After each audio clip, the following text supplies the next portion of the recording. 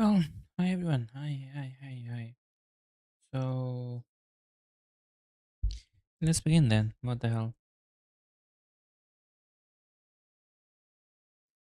We were playing another Christie's game, Murder on the Orient Express, right? So we're just going to continue that.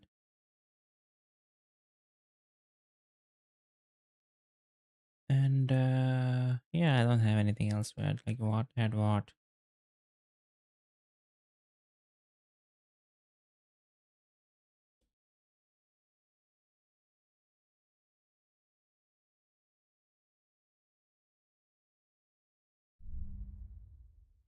Yeah, we're just going to start the game. So we also. Yeah, we're just going to start the game. So we also. Alright, I think there was a stream at the stream open at the back. Uh, so yeah, I think we were also investigating a murder in America. Now we are going to interview suspect, a reporter that we caught trespassing. Hmm. I've earned a gold mustache. I wonder. There are so many golden mustaches apparently. What is this? Why there are two gates here? Okay. You can see him sitting there. I'll add these to the file. Anything that will erase Clark's smile. The only comfortable chair in the whole station. But there's no time to rest. Case files. A lot of them for our tiny town. An extra computer so I don't have to go all the way out to my desk. This is all a game to him, and he doesn't expect to lose. An extra computer so I don't have to go. Do I have to search it or something? I think I will have to search something on the computer in the future. So Jude McCarthy, Pierce Wells, Sana Painter. These are all the people who are missing. Now that we've taken your DNA, we can begin. Interview of suspect Michael Clark, 6 p.m., March 30th, 2019. This interview is being recorded. By elves behind the mirror, no doubt? You were arrested at a crime scene where you damaged police barricade tape. I'll pay for a new role. That's a Class A misdemeanor, and it carries a $500 fine. Oh, that's unfortunate. To begin with, where were you on the night Daisy Armstrong was kidnapped? I was watching TV in my motel room, but I had my police scanner on. I heard the first reports that the little girl was missing. No way the police at the scene were gonna let me get close. I set my alarm so I could get on the story first thing in the morning, and tried to sleep. It was difficult. Can anybody confirm where you were? No, afraid not. I was alone and sleepless. A sad combination. And I realized a bad alibi. Okay. Zoom in.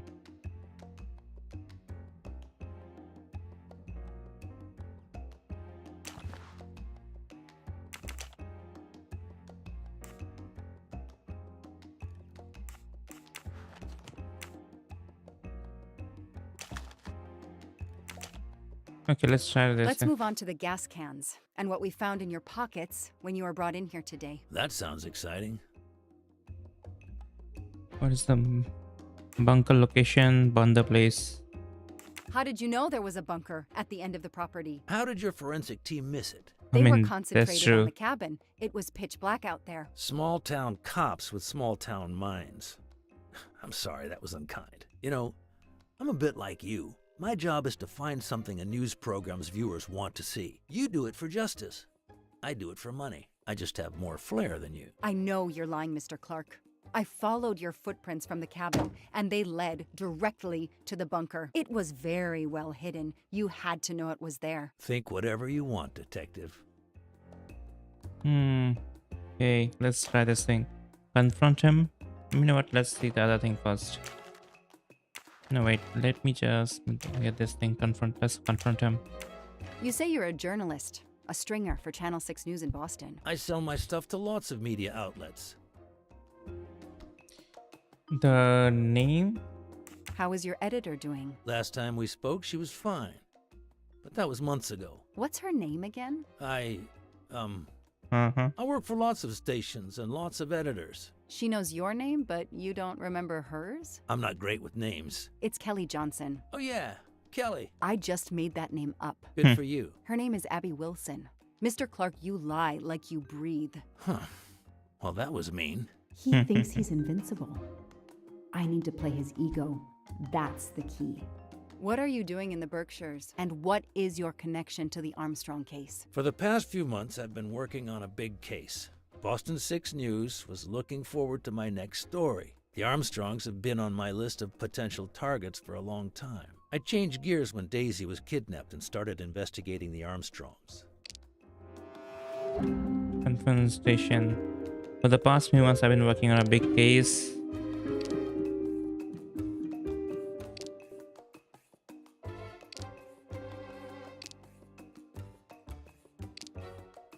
Just the one, I think. Come on, Joanna. Oh, no? You're a better detective than that. Boston was not looking for his next story then. I don't see anything that proves he's lying.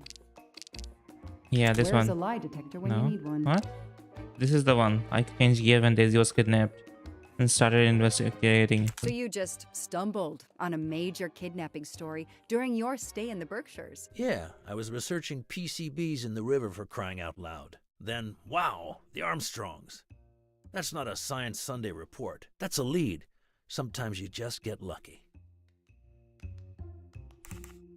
Select the element at Boston 6 I News. called Boston 6 News. Your editor said she hadn't Yeah. talked to you in a long time. If you're working on the Armstrong case, why haven't you submitted anything during the last month? When the kidnapping occurred, I realized it was a golden opportunity. Forget intimate photos of the rich and famous. Here was a story that just dropped into my lap. I was about to turn in my first notes when I overheard the discovery of the cabin, and I was right. No other journalist got there ahead of me. Then you had to turn up.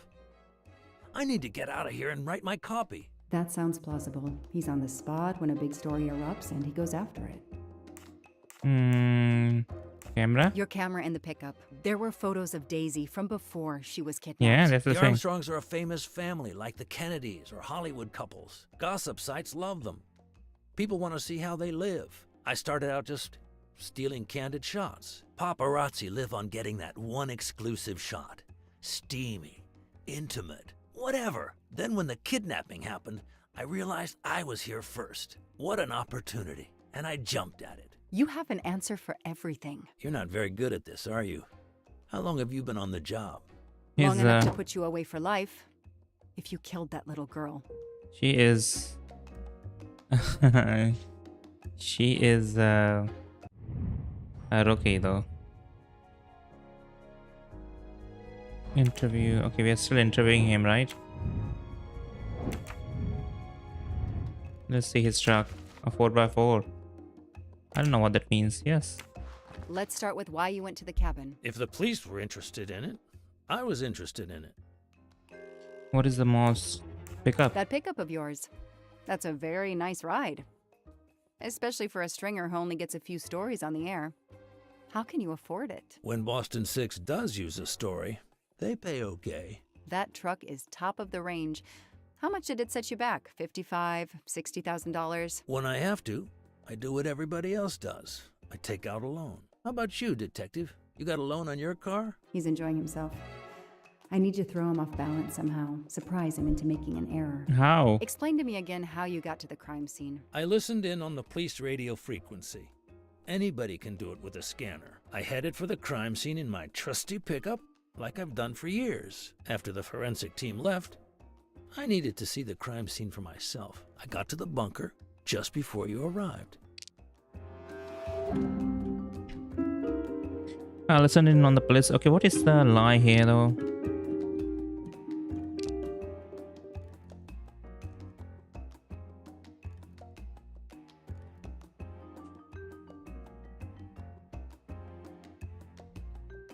As after I needed to see the crime scene, I got the bunker. I don't think he arrived just before us. Won't be easy to prove he's I mean- lying.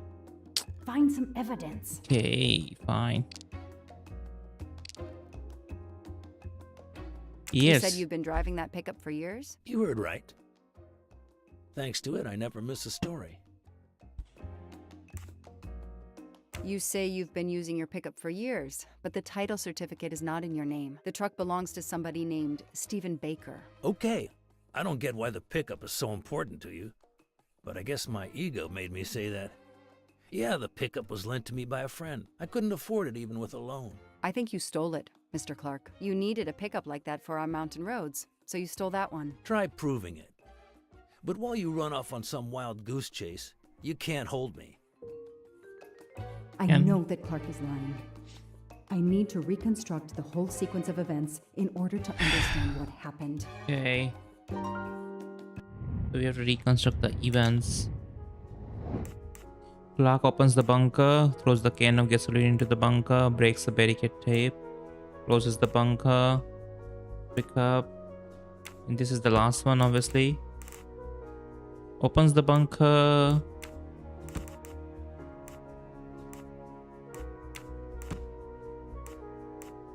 This is the one. No, this isn't it. Wait. Think. I arrive at the cabin.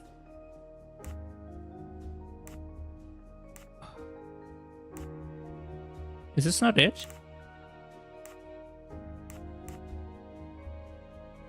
I mean, this is right, I think, because he throws the can of gasoline. How about this? No, I did something wrong. No,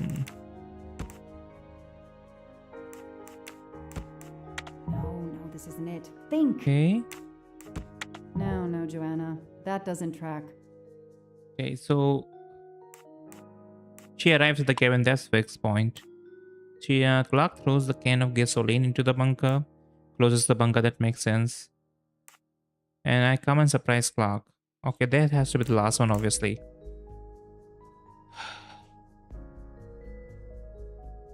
Didn't he open the bunker?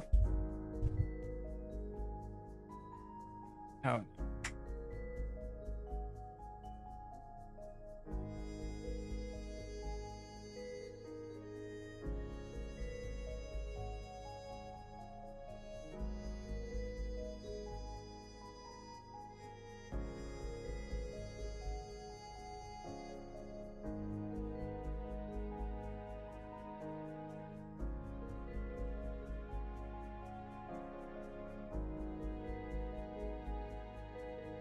What can I change here though?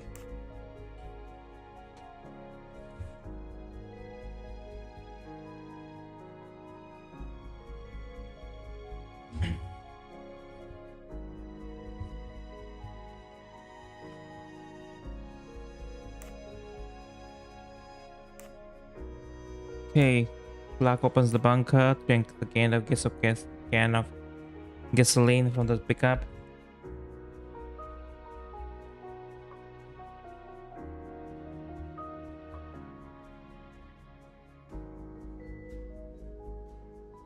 Come on.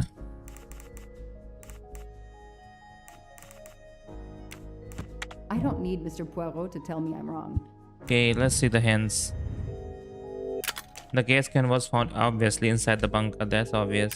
I must have arrived when he was still in the bunker.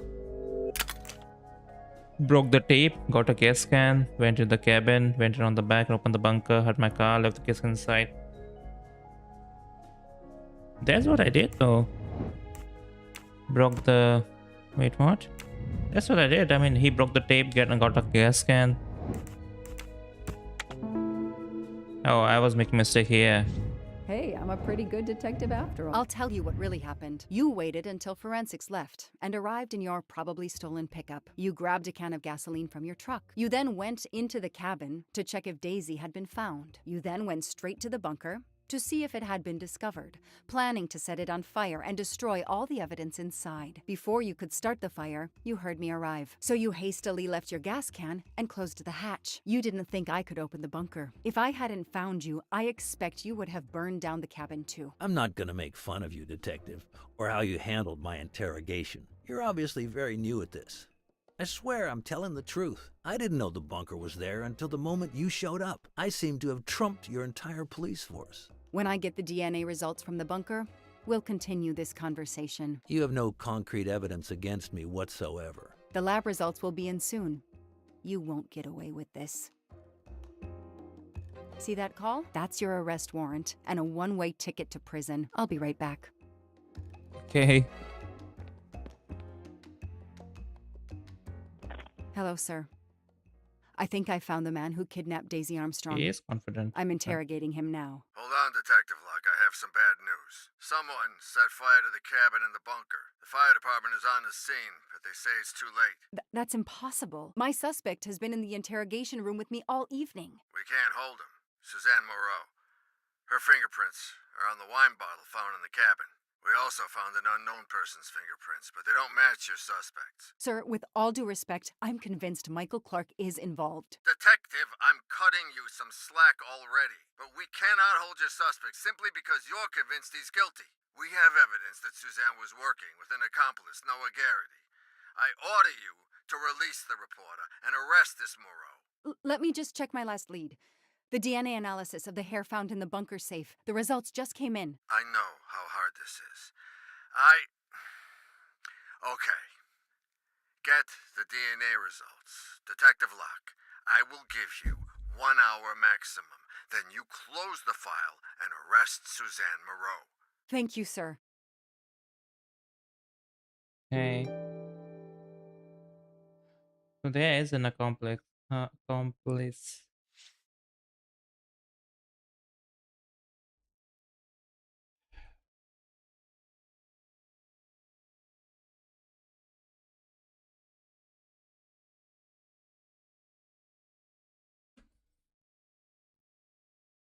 Let's see.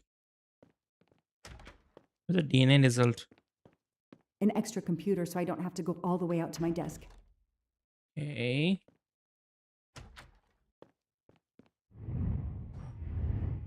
Ask Clark about his accomplice. Yeah, he might have an accomplice.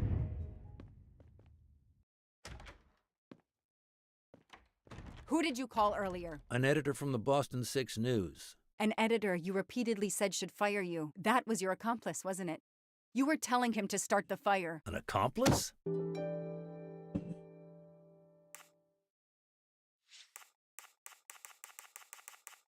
Noah. I know it was Noah you called. I'm saying nothing more without the presence of my lawyer. Stay right where you are. I'm not done with you yet. Wow. Do I hear grounds for a lawsuit? Some poor, innocent woman is being accused instead of you. You set her up, didn't you? You have to let me go, Detective. All I need is one more phone call to the lab. I know it's you, and I'm going to prove it. Hello, this is Joanna Locke. I need the results of the DNA test I asked you for. Hi, Detective. Sorry, we only have the DNA sequence. We haven't had time to compare it with the suspects yet. It'll take 7 more hours. I'm sorry, but you are not the only one on the waiting list. Send your analysis to my computer in the office. I'll do the comparison myself. I need authorization. I have a murderer who is going to walk free unless I get those results now. Fine, we'll send it to you right away, but I'll have to log this.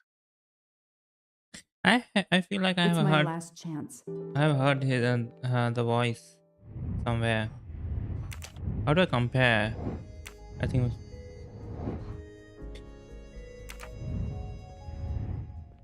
I think I can see them on the computer, maybe.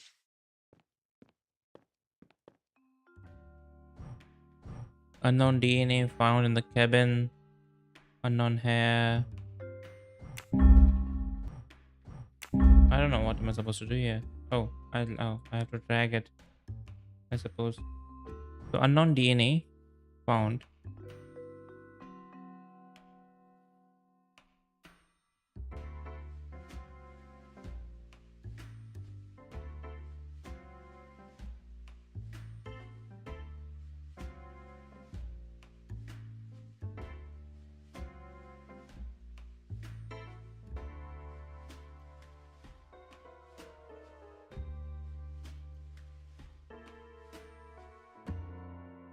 Okay, we have validated.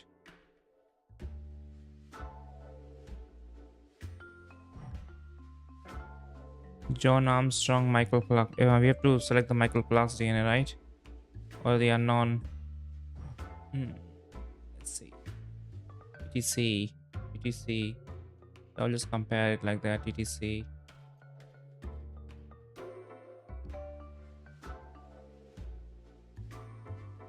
TCA, TTC, the one TCA, ATA, TTC, CCG, AGC, TCC, CGA. Oh, this is the one, right?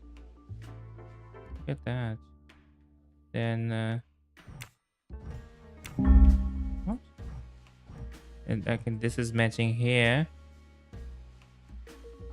And John Armstrong, CTA.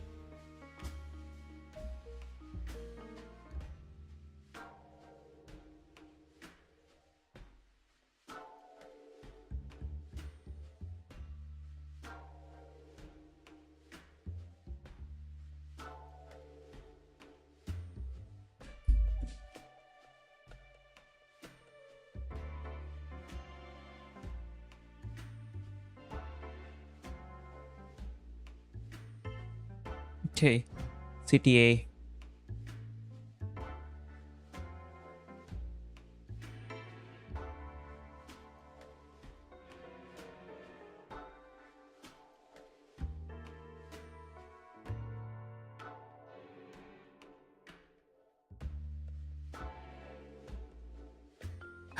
CTA. CTA, CTA. How do I validate this thing? Can I select two?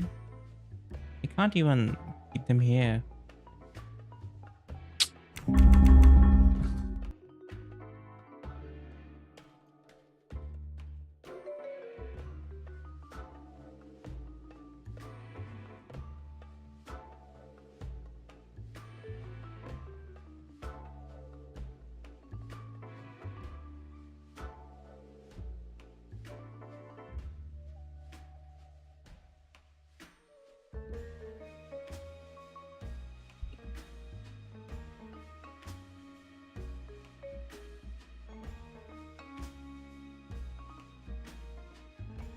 Okay, let's see.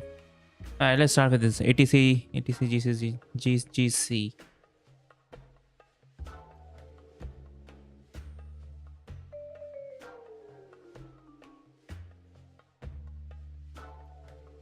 This is not the one, obviously. Double GC. ATC, this is the one, right? Look at that.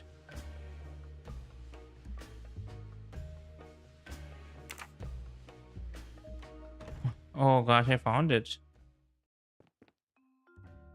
How do I drag it? Where was this? This is... No. Can I remove this thing or not? Alright, where was this G? This is the one.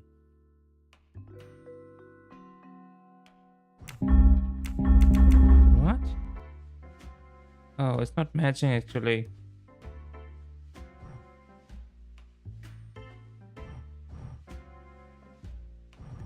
And I can't even keep this thing here.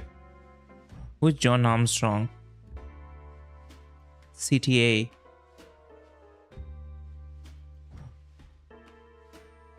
I can't keep this on top of each other. CTA, double GA.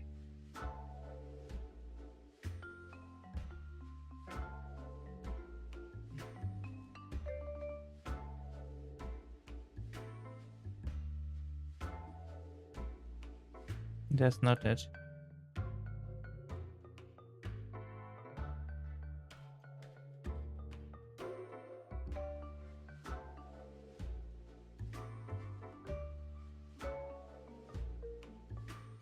That's not matching. And how about this Susan Monroe CTA? CTA, this is the one.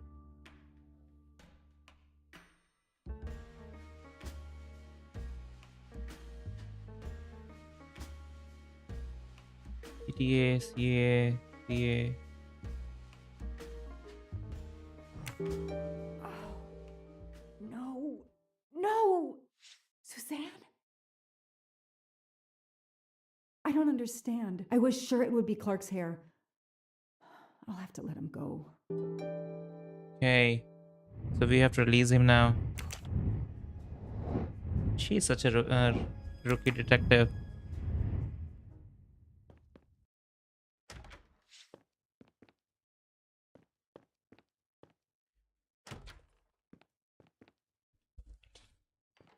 You can leave.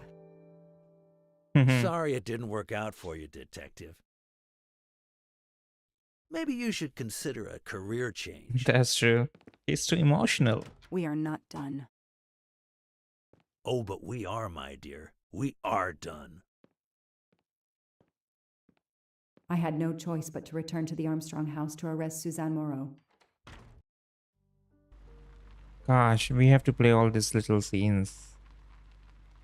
I want to go back on the train. The arrest warrant for Suzanne Moreau. Suzanne was set up by Clark and Noah. They are the kidnappers, but I'm not giving up. When Suzanne comes up for trial, I will fight for her defense. But for now, the district attorney is in charge. If I want to stay a detective, he always has the last word.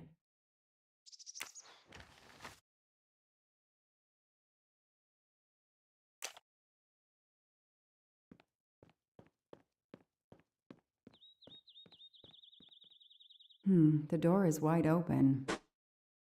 How strange. Hey, is anyone there? Miss Moreau? Miss Moreau? This is Detective Locke.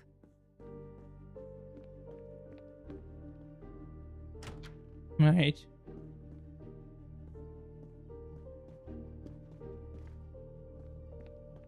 No one here.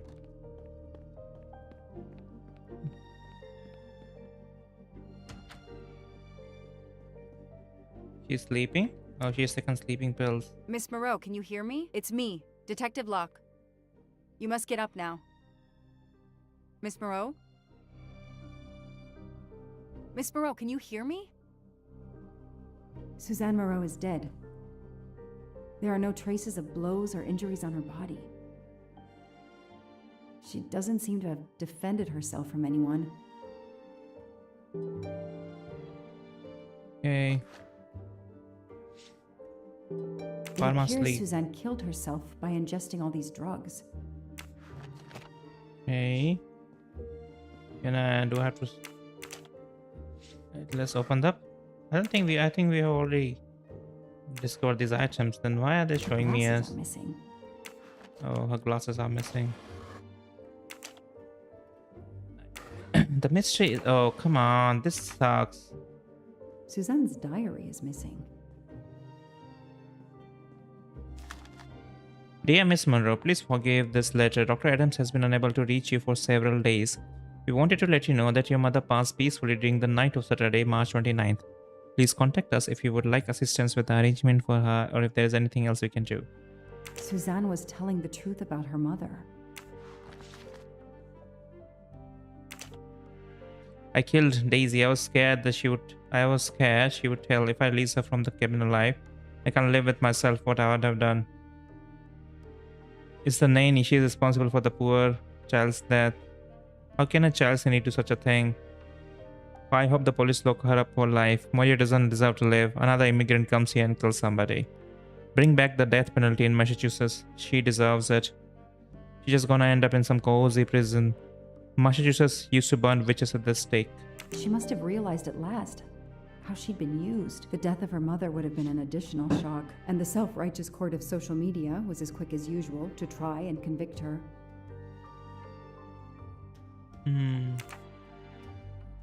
I called the district attorney to inform him.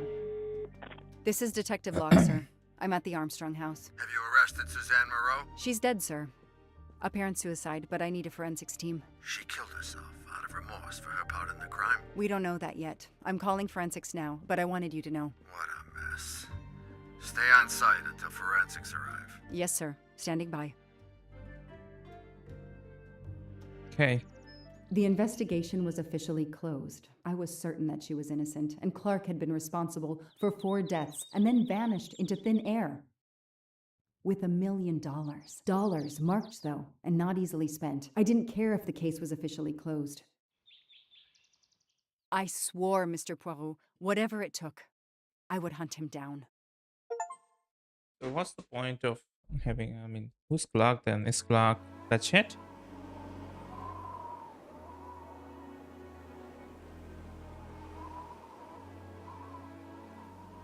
I waited for the forensics team, then went into the station to write my report. I was officially off the case. Thank you, mademoiselle. That obviously cannot be the completion of your story. If I might ask a question? Of course. Who was Ratchet though? Suzanne Moreau's boyfriend, the one who manipulated her and burned down the cabin. This was Ratchet? No, he was an accomplice. Clark, the phony journalist, was the leader. Michael Clark, the reporter. He was Ratchet? Absolutely. I was the only law enforcement official to question Clark. I knew this wasn't his first kidnapping. You looked for similar cases. What do you Americans call the MMOs? MMOs? Means, motive, and opportunity. Yes, I looked for someone in plain sight. Someone on the edge of a kidnapping case. Someone in plain view, keeping track of the investigations. An innocent witness, a concerned neighbor, even another reporter. And eventually you found a name behind an alias. Yes, I found a name. Cassetti, the real name. The real name of the man you call Ratchet is Cassetti. This explains much, mademoiselle, but not all. It explains why she is our #1 suspect. But not how she came to be on this train. Attends, she has grown pale. I don't know what's wrong with me. Excuse me, Mr. Poirot.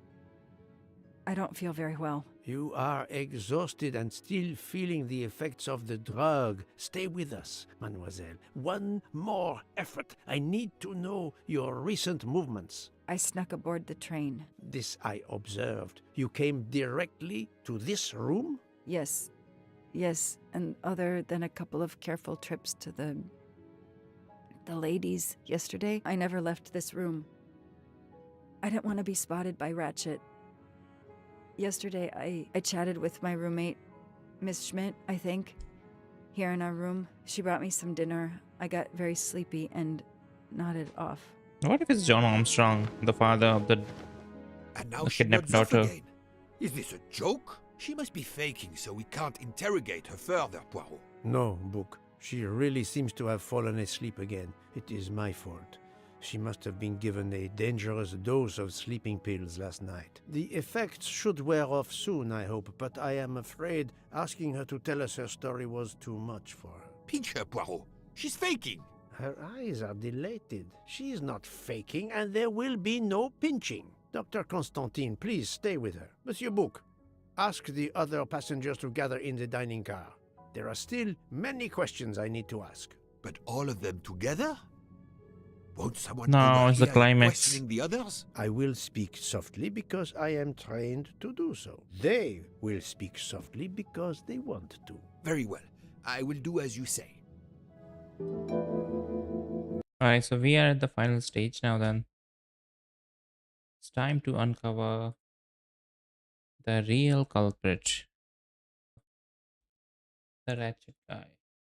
I wonder if the books is similar to this. I'll stay here to watch over Miss Locke. Okay. Good night, Miss Locke. So we have to go to the dining room, right? What a view. I mean, it is beautiful. I won't say it's not.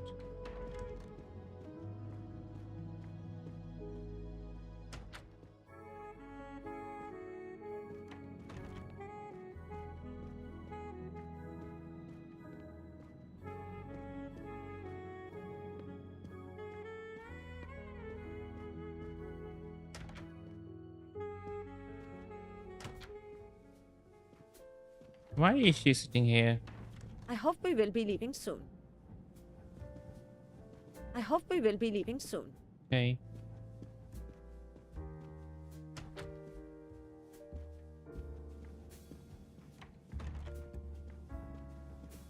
I should go and interview the passengers in the restaurant car. I should go and interview the passengers in the restaurant car.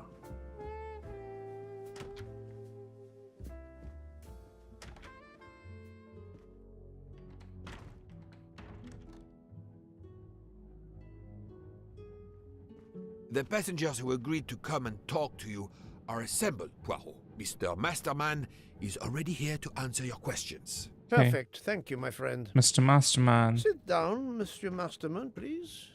Thank you. Is he Noah? He may be Noah. Does the name Cassetti mean anything to you? No, should it? Have you heard of the Armstrong kidnapping case? Of course. It was all over the news a few years ago. Your employer's real name is Cassetti. He was the man behind that kidnapping. Mr. Ratchet was... He murdered that poor little girl? Mr. McQueen, the man you worked for is a kidnapper named Cassetti. What?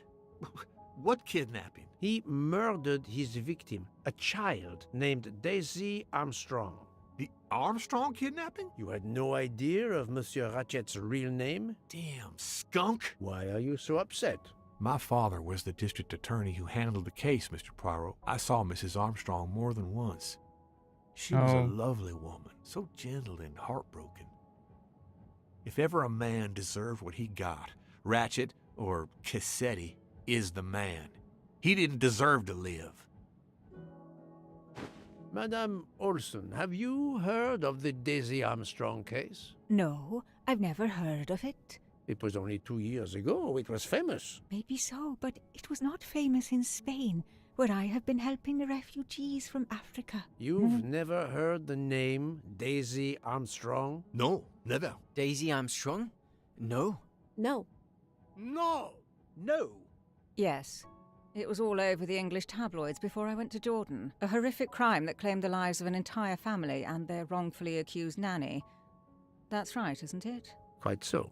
I thought the culprit had been punished. Some might say that the culprit was punished last night. Oh, my heavens. May I ask you a few more questions? Yes, of course.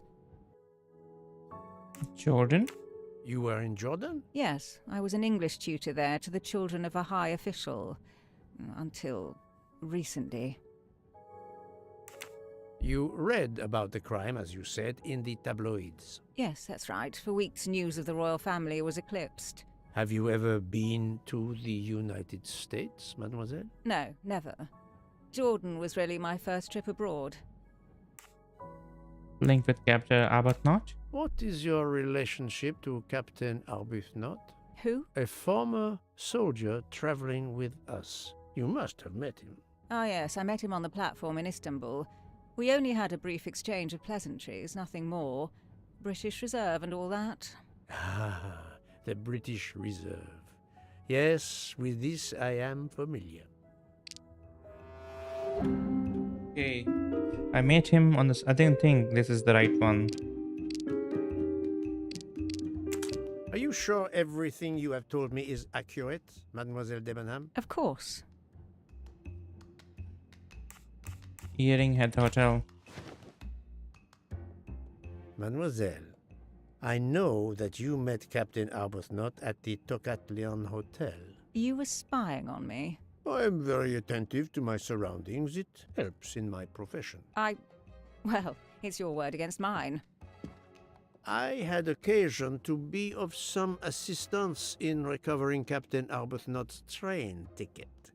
While searching his room, I also discovered one of your earrings. Whatever your relationship may be to the good captain, I doubt it has anything to do with British Reserve.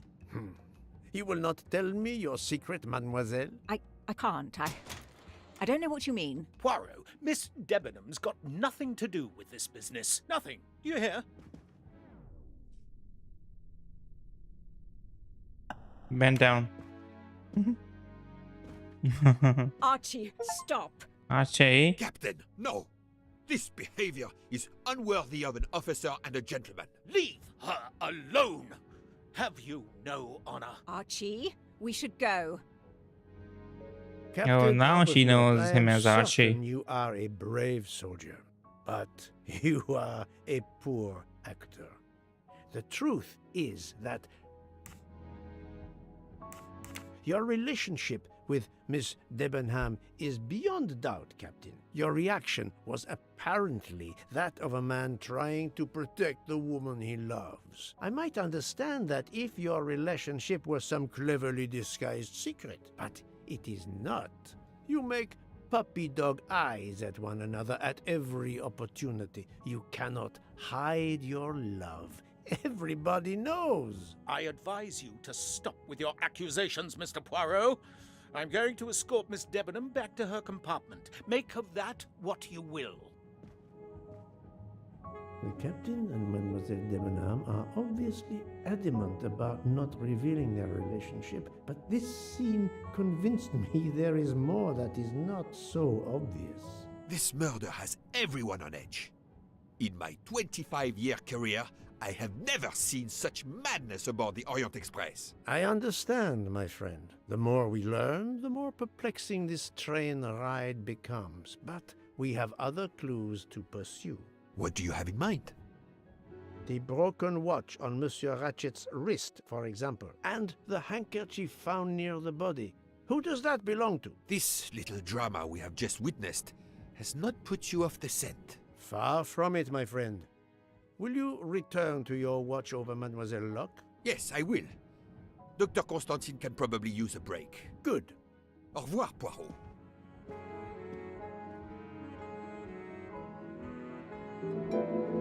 Alright, so now what is the next target? Hypothesis about the watch. Who owns the handkerchief? Who owns the watch? Ask for the missing alibis. Okay, let's see. Hypothesis about the watch. What are the three hypotheses about Ratchet's watch? The watch shows the time. Okay, that makes sense. The watch shows the time. Obviously, that doesn't make sense. No, that time of murder, I think. The watch was tampered with by the murderer. The watch was out of adjustment before the murder. The watch shows the time when the murderer fled.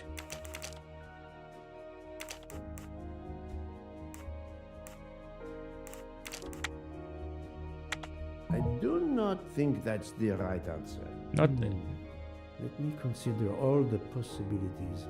I think this is the one, right? Then. Think. No, what? Oh, that is not a good answer. Tempered by the murderer, then. Tempered, does it mean that he changed the time, or does he did he step on it? I wonder why. That's the answer. Yes, there are only three possible hypotheses. The watch has been tampered with, or it is out of adjustment, or it indicates the time of the murder. I shall explore these last two possibilities before reaching any conclusions. If the watch is out of adjustment, it may be broken. There may also be another reason related directly to Ratchet. Maybe the watch is set to another time zone. Okay. Oh, another time zone. That makes sense. Was the watch defective before the crystal was broken? What is the detail that could indicate that the watch was not already stopped when the crystal was broken? The watch was not defective because the second hand is still moving. My little gray cell. Okay. And contradictory information. If Ratchet is dead at 1:15 AM, what information is contradictory? Someone impersonated Ratchet at 12:37 AM. The train has been stuck in snow since 12:30. Mr. Olson saw Ratchet alive at 10:40 PM. This is the one, no? No, obviously the first one. I'm right again.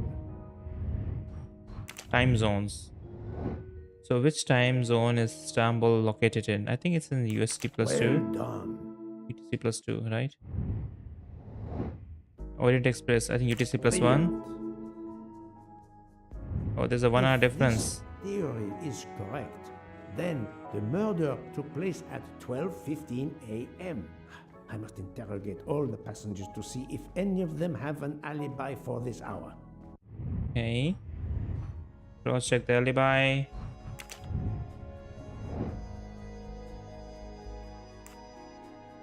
Okay, he was with Watcher, Mr. Book. He was with forgot who was with this guy. Mr. Debenham was with Miss Olson. Mr. Arthur, I think, was talking to Captain Queen. Book was talking to this guy. Okay. That's the right answer. Who owns the handkerchief? No, that's the thing. H, right? H is embroidered on the handkerchief. My little gray cell. Handkerchief honor from who's the edge? I think it will belong to a girl, obviously. So Hillgrade Smith. Well, according to the information collected, who would the handkerchief belong to?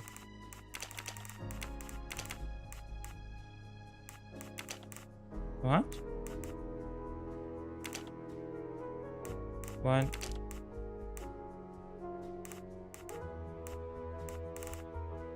I mean, he can belong to the statue. Think, Poirot. That is not a good answer. 1, 2. She doesn't belong to this side. And Maury, not Debenham, then. I do not What? think that's the right answer. 2 people are remaining. Apparently, Constantine and Arthur Brown? This is wrong. But I'm never far from the truth. Then McQueen, then. Oh, interesting.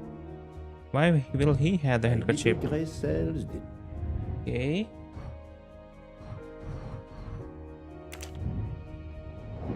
Yeah, we have to ask for the alibis, interrogate people with the unknown first name, interrogate the suspects whose name begins with H.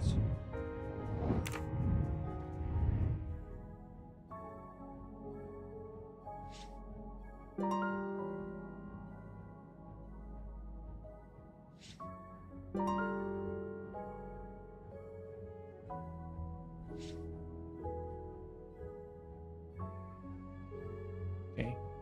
Now, where do I go? I think I'm going to go into this direction. This is storage, right?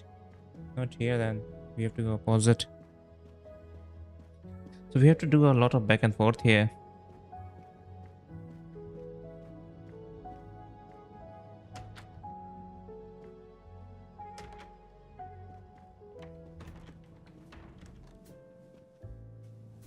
Monsieur Foscarelli, I would like to ask you a few questions, if you allow me.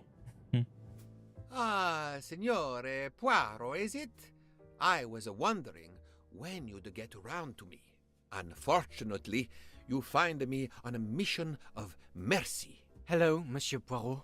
Sorry, we have a small problem. The orange juicer has broken down and I can't fix it. Mr. Foscarelli has kindly offered to help me. It isn't the car engine, but I am doing my best. Even with the two of us, we can't manage. Let me guess. You call upon Poirot to help. I'd be happy to answer your questions when we finished. Okay, we have to repair it then. What do I have to do here then? Oh. Right. I have to fix these things then. Okay. Okay.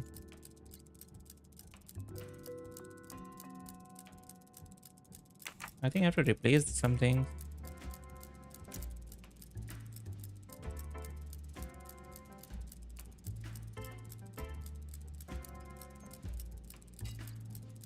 Okay. How do I even put this thing there?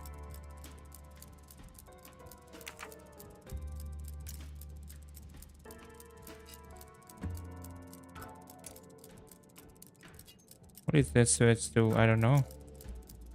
I don't know. Is this not right? It's done, buddy. It's not? Oh gosh.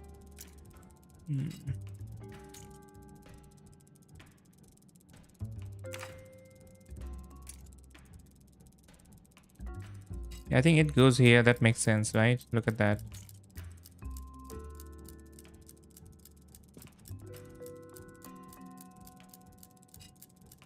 No, I think I have to, you know, I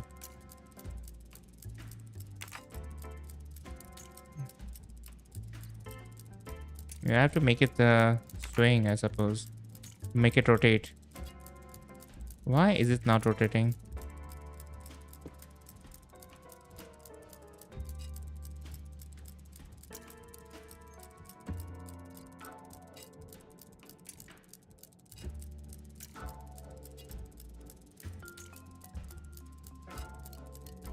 Okay, that's good.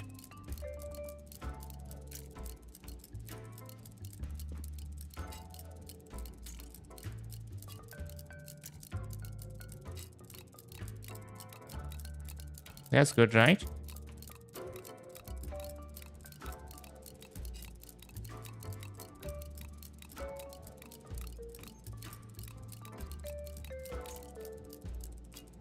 Yeah, nah, this has to be there then.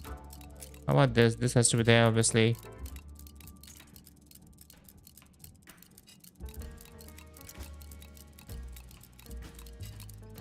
Okay, are we done here now? Oh, come on. It just resets. That's not right.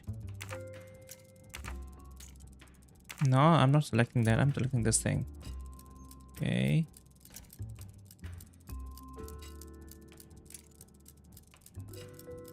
No, wait. I have to do this in the different order then.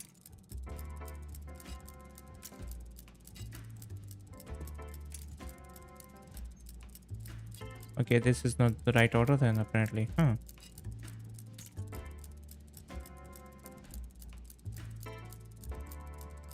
Right, wait. It has to be like that. Okay. That's good.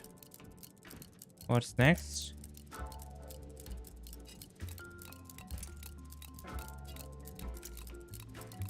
Okay, how about this thing? What is the last piece that I can replace? This thing? Well, Nice. it should work correctly now. Cool, buddy. Happy? Bravo! I should stick to automobiles. Well, now we can talk calmly. Monsieur Foscarelli, is it? Antonio Foscarelli? Delighted, Monsieur Poirot. You have, of course, heard about Ratchet's murder last night. Oh, naturally. It is all anyone is talking about. Do you know the Armstrong affair? Have you ever been to the United States? Yes, it has been a primary market for our cars for the last 10 years. You remember the Armstrong case? Armstrong? The name, yes? It was a little girl. A baby, was it not? Yes, a very tragic affair. Did you know that Cassetti, the kidnapper, was actually Ratchet? Oh, no. Then he deserved to die. I mean, wouldn't you agree? Alibi? Tell me your movements on the night of the murder. I went to bed right after dinner, but I slept very badly. My roommate, Mr. Masterman, had a toothache. Oh, he moaned all night. It woke me up several times. Did you hear anything or notice anything unusual? No, nothing that I can think of. I stayed in my bed all night. Okay. Well, thank you, Mr. Foscarelli. I'm sorry I couldn't help more, Signore. I remain at your disposal if you should need me. Thank you so much, Monsieur Poirot. I can put orange juice back on the menu. Yeah, that was a big problem now, wasn't it? Let's talk to this girl. Enchanté, mademoiselle. You are Hildegard Schmidt? I am Errol. And you, I know, are Herr Poirot. Correct. May I ask you for a few minutes of your time to answer a few questions? With pleasure, but first may I ask for your help? Oh, right. Does this not surprise me? I don't know. I am at your service, Fraulein. My mistress, Princess Dragomirov, has asked me to open this traditional Matryoshka doll. There is a trinket inside she must retrieve. Madame, in my experience, each Russian nesting doll simply pulls apart to reveal the next one inside. Indeed. Yet try it for yourself. As you wish. Ah, you are a gentleman. Alright, let's see. We hope to open this thing.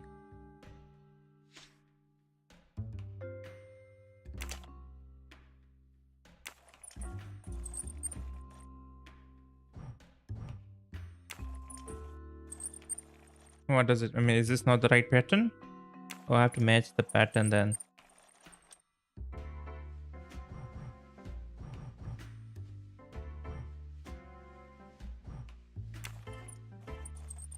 This is the height.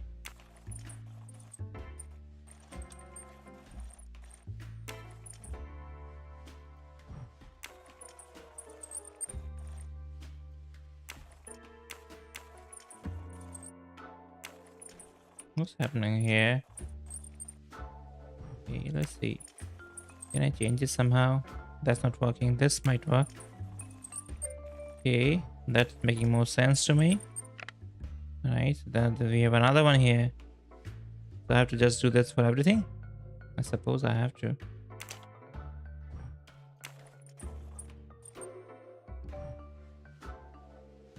Wow. Can I not rotate this thing? Let's see.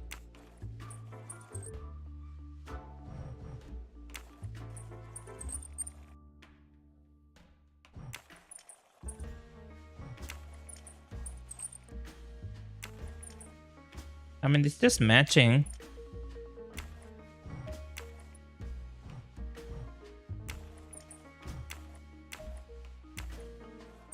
I don't know I'm supposed to be looking here.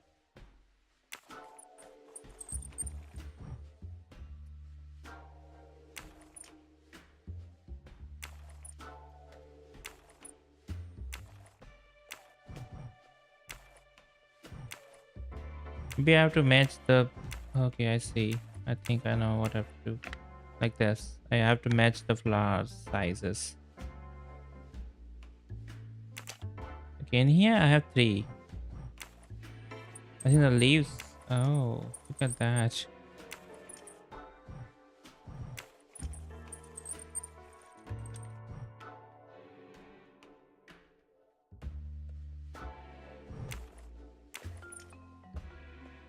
Okay. No. Close. Close then. Let me just see something. How can I... Oh, nice. Okay, so this is matching now. Okay, so this blue flower has to be on top of this thing. And at the bottom, this has to be like this.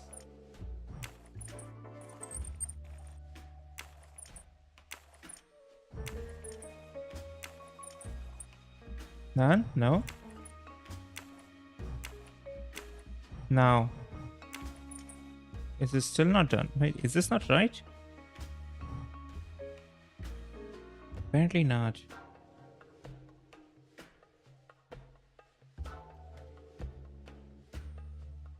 Sucks.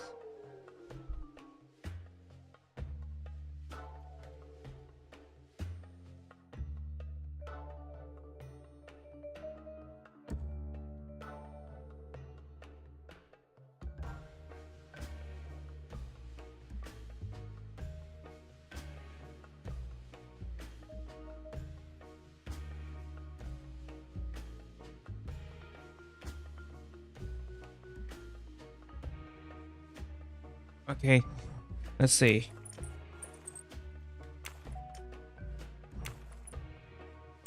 Come on.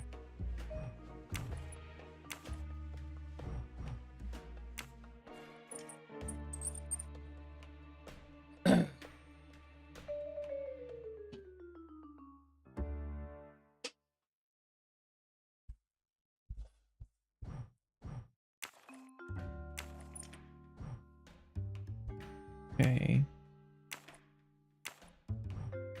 Okay.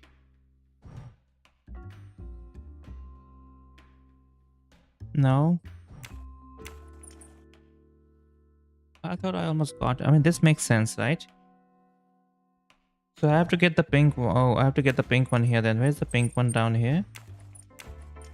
Oh, okay, let's see.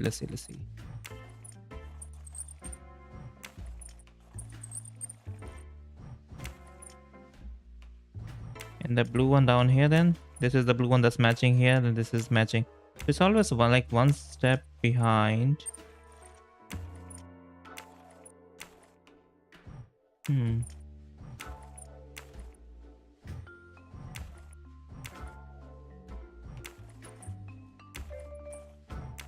Okay, this, if I move this thing, then both of them move together. If I move this thing, then the middle one moves.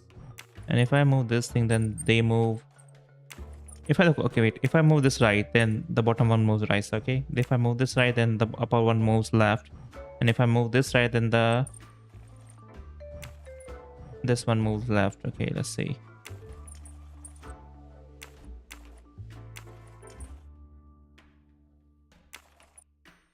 Okay. I have to move this left.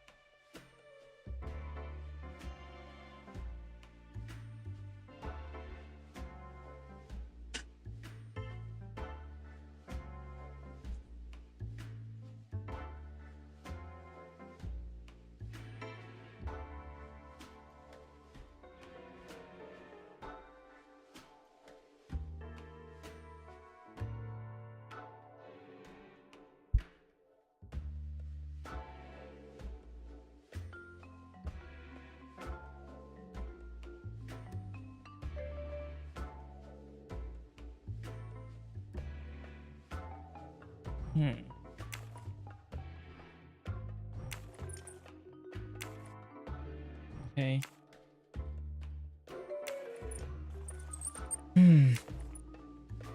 Oh, finally I got it. To my dearest friend. Inscription reads, "To my dearest friend." Ah, thank you very much. This doll reminds her of her youth in Russia. It was very really? hard under the Soviet regime, but thanks to her strength of will, she rose to be the head of a museum of antiquities in St. Petersburg. Even though she now lives in Berlin, it is said that the Kremlin still fears her. She must be a formidable woman indeed. You are her maid? I am her companion. I help her in her daily tasks, and I keep her company. Ah, forgive me. You will have heard of Ratchet's murder last night. Yes, of course. Everyone is talking about it. Can you tell me how you occupied your time last night? Just after we left Istanbul, I had tea with my roommate, Fräulein Locke. I went to dinner with the princess, and when I returned to my compartment, Fräulein Locke was already asleep. A little later, Herr Michel, the conductor, came to get me because Madame la Princesse needed my help. Her back troubles her. I massaged her for about an hour. Do you remember the time? I'm sorry, I do not, mein Herr. Have you lost a handkerchief embroidered with an H, madame? Oh, no, monsieur. I thought perhaps since your first name is Hildegard. It is not mine, I tell you. I could not afford something so nice. I have no idea who it belongs to. My apologies, I did not mean to alarm you.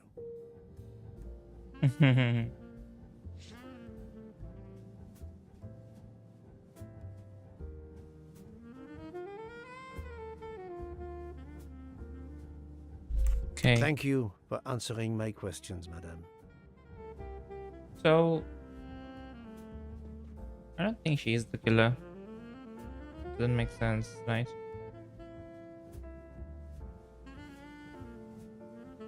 Let's finish this game. It's taking a while.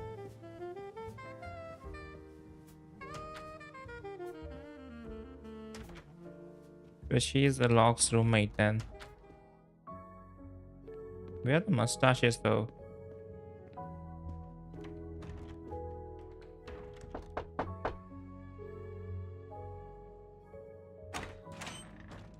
Monsieur, I am Hercule. I know who you are, Monsieur Poirot. What do you want? Answers to a simple question or two. All right, but quickly. My wife is quite ill. I would like to stay by her side. I promise.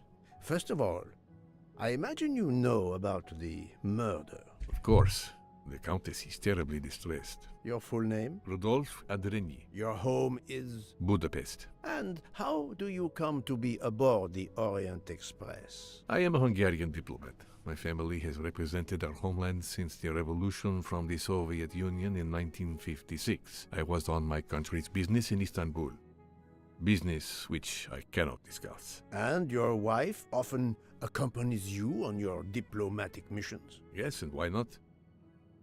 Was there anything else you wanted to know? Alright. Is Hungarian 34 diplomat. Et voilà. Can you tell me how you spent last night? I was in our compartment with my wife. She went to bed early. I played a video game on my phone. Around 11 o'clock in the evening, my wife woke up and couldn't get back to sleep. She took a sleeping pill. As for me, I went to bed soon after that and slept straight through until morning.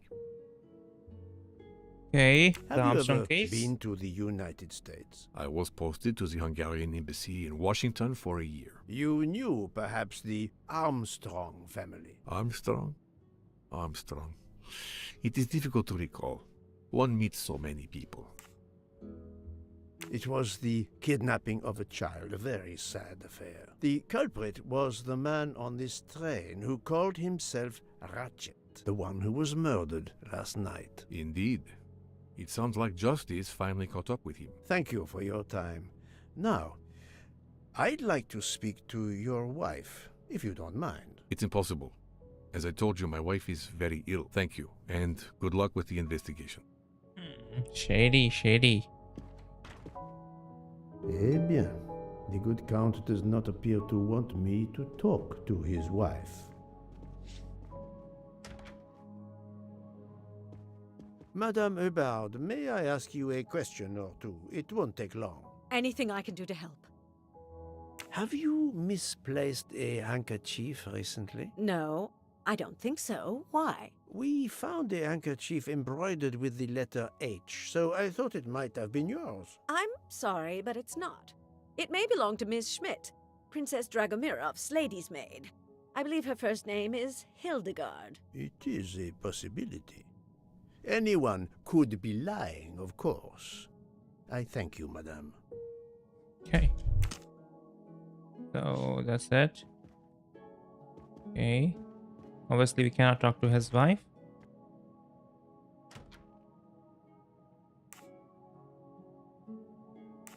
Monsieur, if I am to catch this murderer, I will need your help. My help?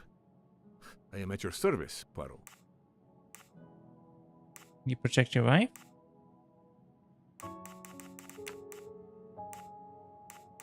You are obviously a devoted husband, Count Andrini. My wife means the world to me. There were questions in Budapest about a Hungarian diplomat marrying an American woman. It did not deter you. I would have given up my position for her. I would think it is universal.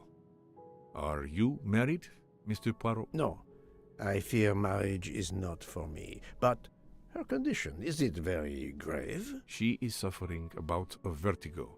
You understand? Vertigo. The room spins. I think Dr. Constantine could help your wife. There is a doctor on this train? I did not know. Where is this doctor? You should go I get him. think Dr. Constantine is in the lounge car. If not, perhaps the conductor can tell you where he is. Very well, I will find him. Thank you very much. Okay, now we can talk to the wife.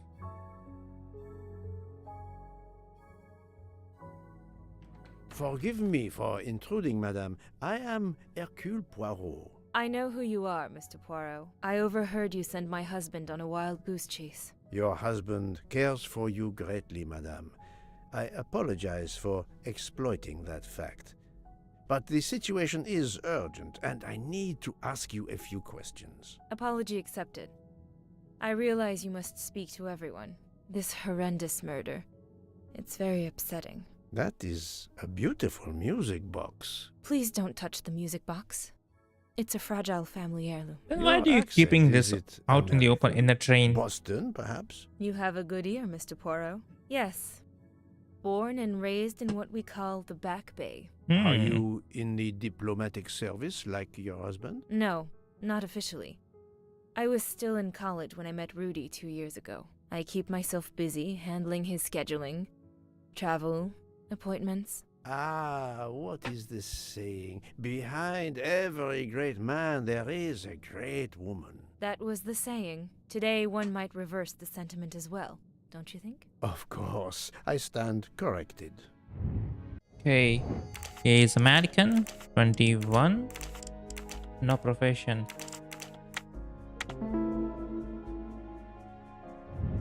That was easy. Easy. A handkerchief embroidered with an H was found at the crime scene. By any chance, does your first name begin with an H? No, my first name is Elena, with an E. Can you tell me what you did last night? Well, my husband and I went to dinner. Then we came back here. We went to bed around 10 o'clock. I tried to sleep, but I couldn't, because of the shaking of the train. I suffer from vertigo. I finally took a sleeping pill, and that did the trick. When did the train's motion prevent you from sleeping? Between midnight and 2 a.m. I know because I must have looked at my watch about 10 times. I see. Okay.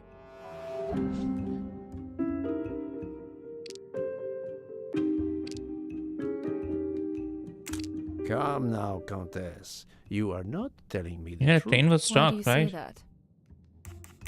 The train stopped at 12:30 a.m. due to snow. So there was no shaking of the train. But you told me that it was the shaking that prevented you from sleeping. I don't know, you're confusing me. My vertigo. Madame, a man died last night. You can't talk nonsense just because you're sick. You are hiding something from me. How dare you? I didn't do anything wrong. I'm going to find my husband.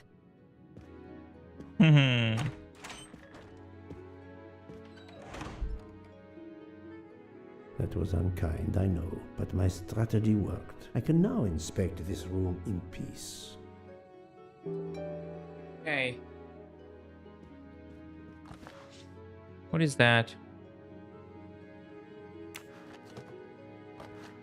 Sleeping pills. These must be the sleeping pills that Countess Andreni took last night. Musical box. Can I... Huh.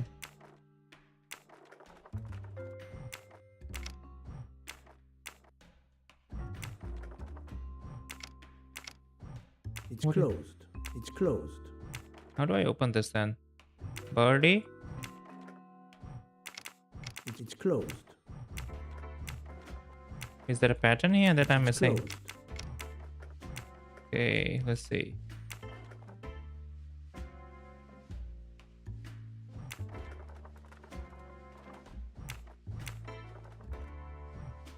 It's closed.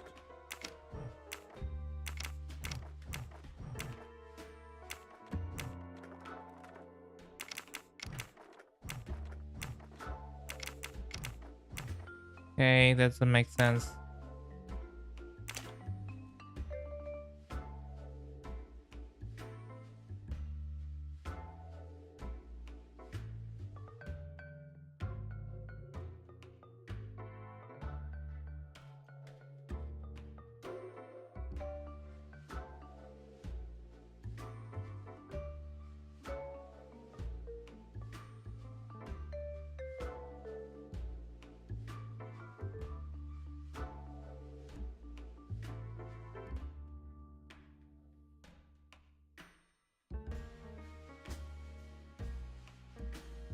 Okay.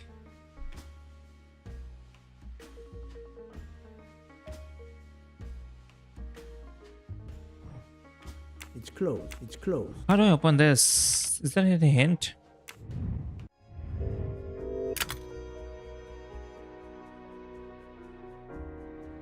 There wasn't even any hint.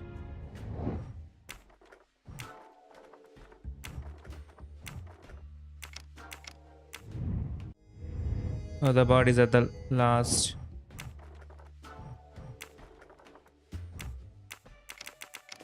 It's closed. It's closed. What? The water is in the middle. What am I doing here? Okay, let's see. Ah, a handle.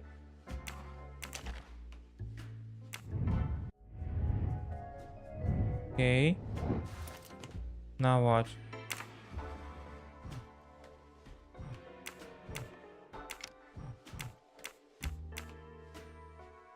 Okay, I got the handle then. What do I do now?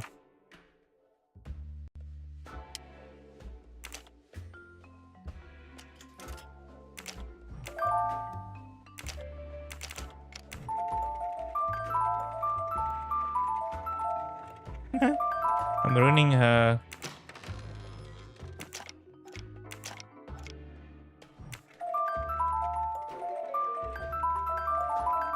I'm ruining her.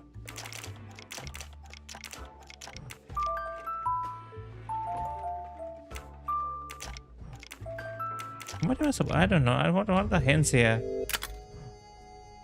Is it just?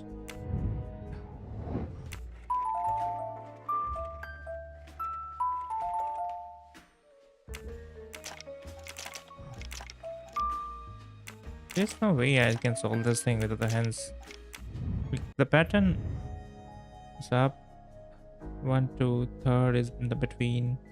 5th.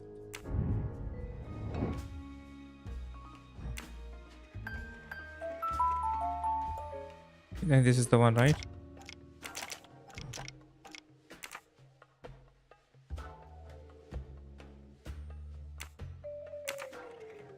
Come on. See this thing through. Is this not it? I thought this was it, this pattern. Okay. Oh, this is not it then. Oh, this was not it then. I think this is it.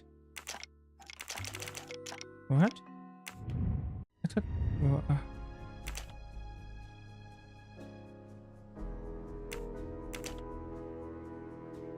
Is this not the pattern then?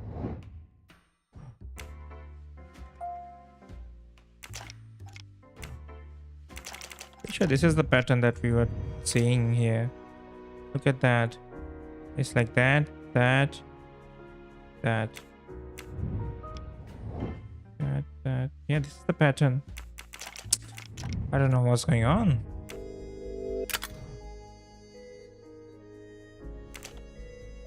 Oh, I also have to make sure stars on that side, I see.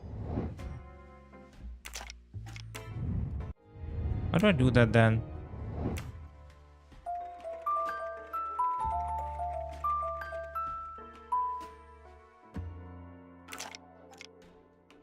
Okay. A Fabergé egg. An engraving written in, I believe, Russian Cyrillic. It looks like a first name. An engraving. Okay. An engrave. We can't read Russian. Oh, wait, do I still have to check this up? No, wait, what is that?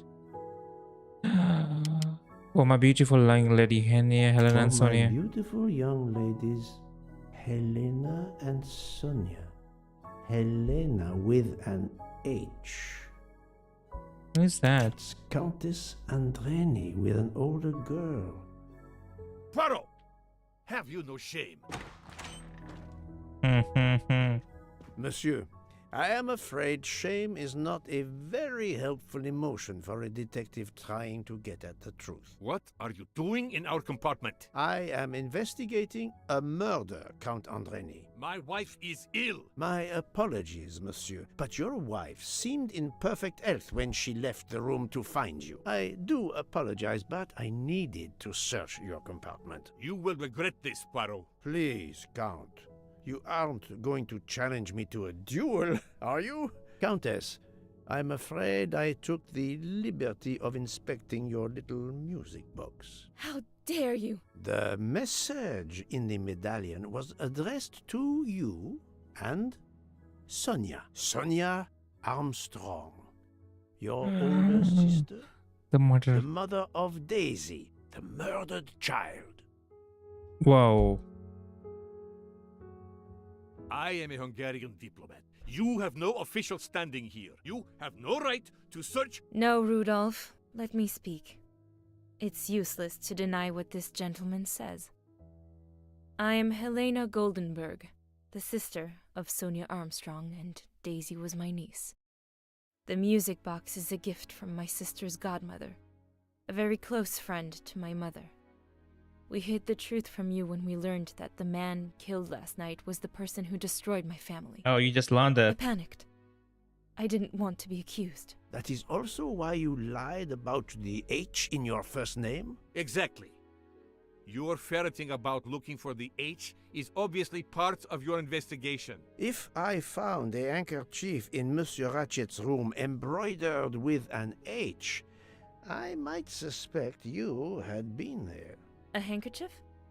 I don't have any handkerchiefs embroidered with my initial. To be honest, that sounds awfully old-fashioned to me. I give you my word of honor that last night, Helena never left her compartment. My wife is telling you the truth, Poirot. I hope so. I'll let you rest. The matter of the H on the handkerchief still needs clearing up. But first I should check the inscription on the back of the medallion. Okay, what's next? Gosh, this is taking time.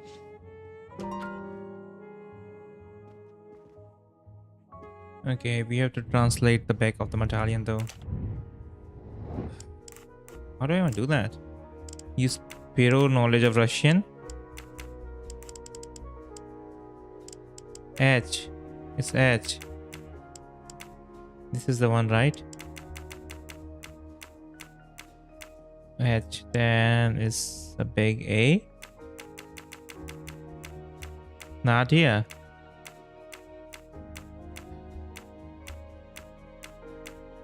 Okay, then it's a big T. Then it's a small A. Is a small A and a big A different?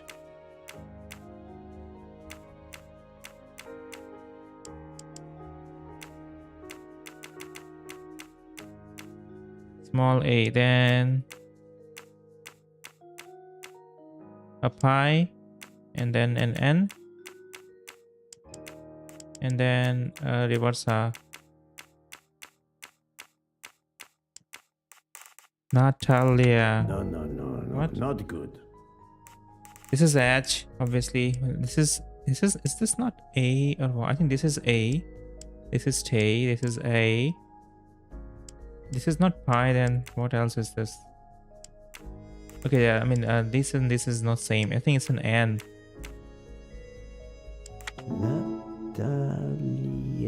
Natalia. Would it be Natalia Dragomirov? She is the only Russian passenger on the train. She's connected to... Her first name begins with an H in Cyrillic. I'm right again. So she's connected to Princess Dragonikov is Daisy's godmother.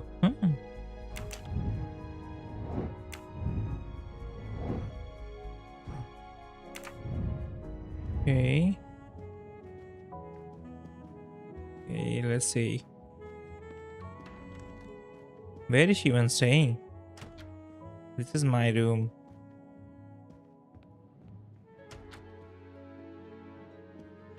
Hello. Can I do something for you? Hello, Monsieur Hardman, I believe. You have heard of the murder? Cyrus Hartman. Yes, and the fact that there's been a murder is all over the train. You do not seem very concerned about it, monsieur. It's not the first murder I've run across. I had no idea the selling of toys was so dangerous. I did overhear you mention at dinner that this is your profession. Toy salesman is a cover. I'm a private detective, just like you, from the U.S. Ah. There are so many Englishmen here. This is wrong. But I'm Oh, never sorry, far he's from the American. truth. No. What? He's not 33. The age thing is really That was easy. problematic.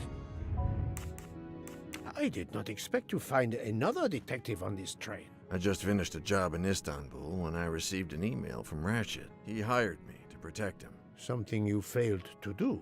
I'm not happy about that. He'd received some threatening letters. I was supposed to watch his back, and yeah, something I failed to do. But he seemed to think he was in more danger when he left the train. He was traveling to Paris? I assume so, but I'm not entirely sure. Can anyone on this train confirm your identity? Yeah, that McQueen kid. Ratchet's secretary. Were you on duty last night? You bet. I kept my door open a crack and I watched all night. No one entered that car who didn't belong there. Did you see anything in particular? The conductor, Michel. He was there most of the time too, except for 15 minutes or so after we left Vinkovsky. He must have answered a call from Ratchet's room. Then he was absent again for a while around 1 a.m. After that, he didn't move until 5. Okay. Monsieur Hardman, have you heard of the Armstrong I think he would have heard it. Armstrong? The kidnapping 3 or 4 years ago? Who hasn't? Why? Ratchet's real name was Cassetti. I have reason to believe he was the kidnapper. What? He killed that little girl? No, I didn't know. If I had known, I wouldn't have taken the job. Do you have any idea who was behind the threatening letters? I don't know his name, but Ratchet told me he was a small man. Dark hair, with a womanish kind of voice. Oh, thank you for your help. Embroidered hair handkerchief. Is this handkerchief embroidered with an H yours? Do I look like the kind of guy who would use a handkerchief like that? Do you have any idea? I don't know his name, but Ratchet told me he was a small man. Dark hair, with a womanish kind of voice. Maybe it was a woman? Thank you for answering my questions, Monsieur Hardman. Listen, Poirot. I know I fell down on the job, but if you need help, any at all, let me know. I'd like to make it right.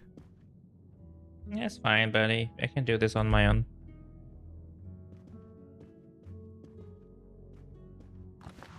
A blackberry. Wow.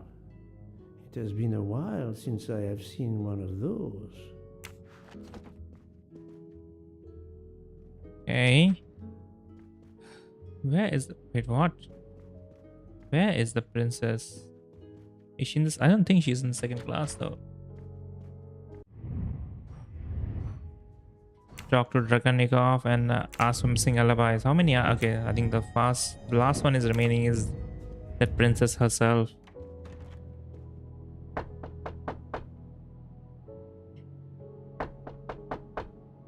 I am not prepared to receive anyone. Come back later. I'm sorry, madame, but a man has been murdered. I must ask Why you is she in a few 107? You must have misunderstood me. I cannot speak to you just now. Madame, I know that Sonia Armstrong is your goddaughter. Come in, please. Maybe she murdered him. She might have a kimono. Please forgive my intrusion, madame, but I really must ask you some questions. Then ask. I'll answer if it pleases me. No, really? We have not been properly introduced, yet I have observed her a couple of times, so I can already deduce some things about her. She is Russian. 85.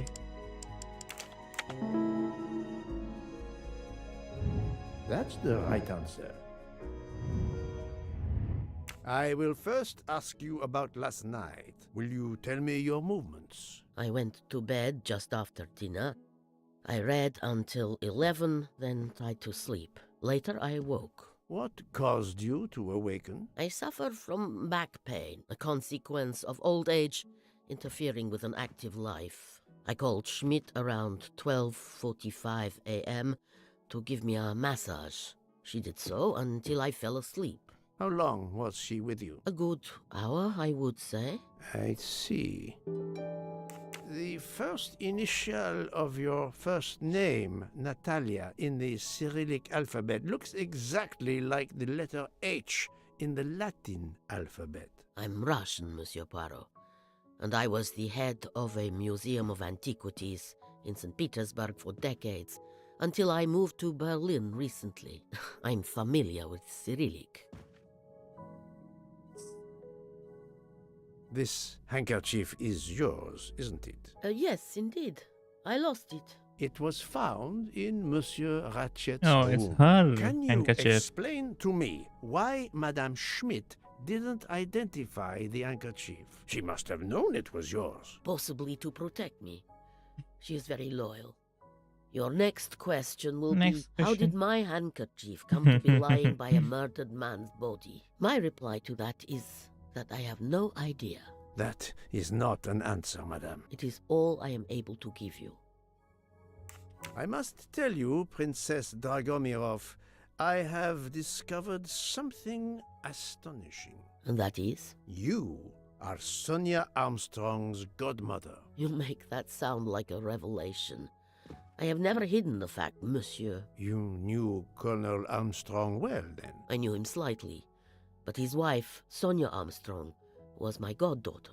I was on terms of friendship with her mother, the actress Linda Arden. Linda Arden was a genius, one of the greatest tragic actresses in the world. I was not only an admirer of her art, I was a personal friend. Very well. But this links you to the Armstrong kidnapping case.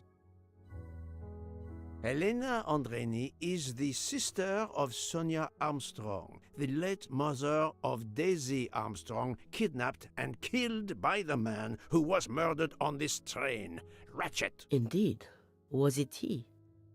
Then justice has at last been served. Allow me to summarize. Do I have a choice? First coincidence, I shall call it.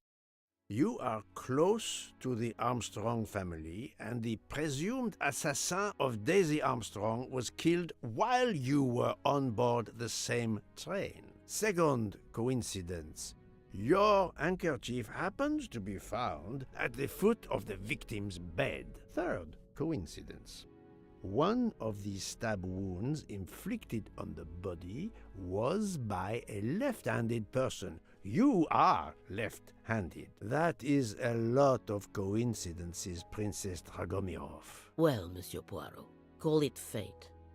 If you report to the police your coincidences, they will laugh. A woman of my age and frailty has violently murdered a man? With how many potential witnesses who saw me doddering along the corridor in the middle of the night like Lady Macbeth? You are right, Princess. You could not work alone, which means you have one or more accomplices. And it is only a matter of time before I find out who they are. I would appreciate it if you would remove yourself from my room and take your fantasies with you. Okay. Привет! Привет! Okay. Now what do I do then? Cross-checking new alibis. Okay.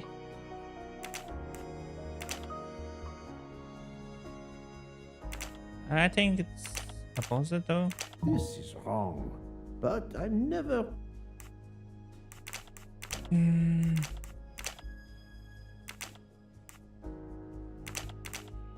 Think, Poirot.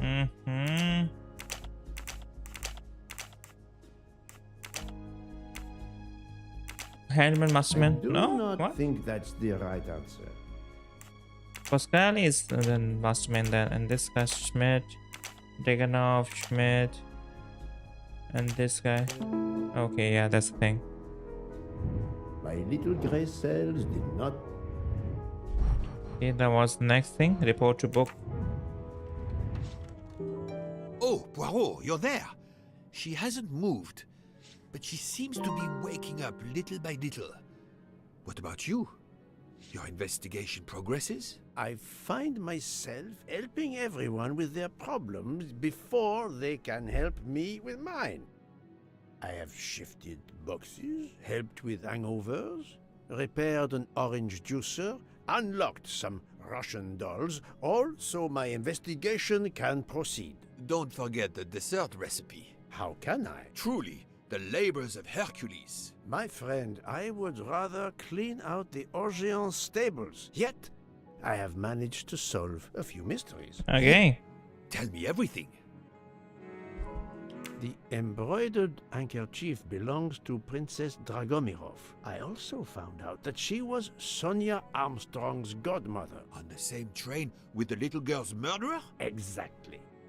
Also, Elena Andreni is the younger sister of Sonia Armstrong, Daisy's mother. Another passenger connected to the Armstrong case? Yes, Book. What are the odds, do you think? But I cannot see either woman stabbing Ratchet over and over again in a frenzy. And they apparently have alibis. I had 3 theories concerning the broken watch. It could have been tampered with. It could have been out of adjustment before the murder. Or, of course, it could indicate the actual time of the murder. The only hypothesis I could rule out was that the watch was out of adjustment. For the others, they are impossible to verify. So the watch is of little use to the investigation. And I was convinced that it indicated the time of the crime. 2 women involved in the Armstrong case. Let us not forget our patient here. There are 3 women. Look, she seems to be waking up. Good morning. What's happening to me?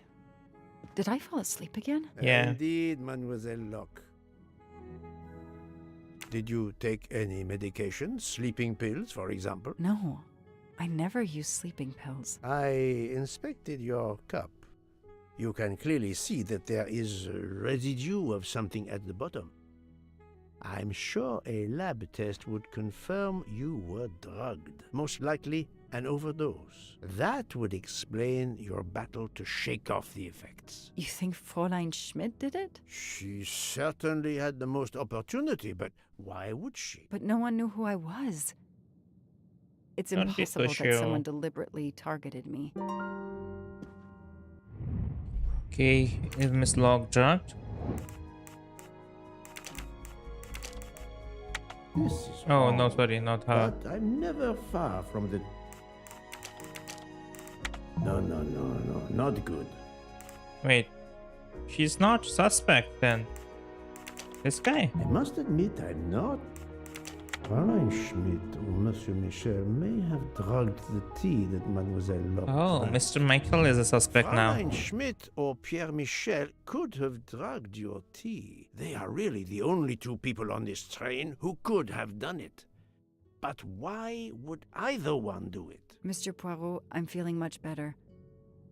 I'd like to bring you up to date to why I ended up on this train. If you are able, I would very much like you to finish your story. Very well then. After the Daisy Armstrong case was officially closed, I put out a standing request to the police departments in the Boston area for anything on Michael Clark. But he didn't turn up on their radar. I even set up an anonymous tip line for news about Clark. That's how I met Braid, a sketchy contact on the dark web, but they found nothing I could use.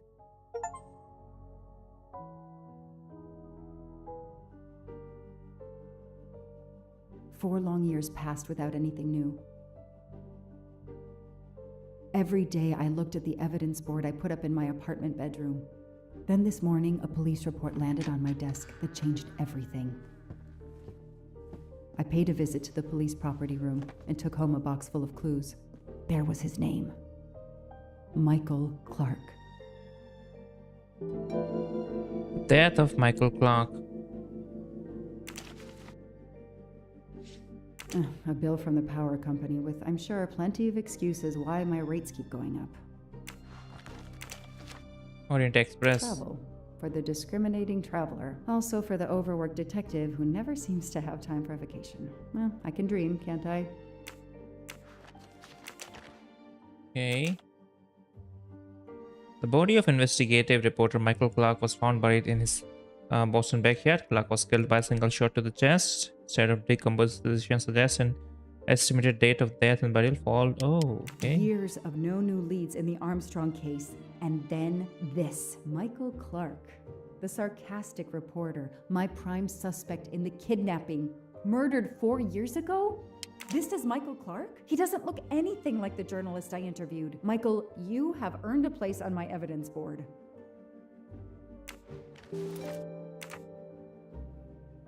Okay, this is interesting. Let's see. Abduction cabin, The keyring with a lab team found keychain. this keychain in the cabin, but they wouldn't have bothered to examine the keys once the DA shut down the investigation. The keys were just tossed in the evidence box along with everything else. It's too unusual not to demand a closer look.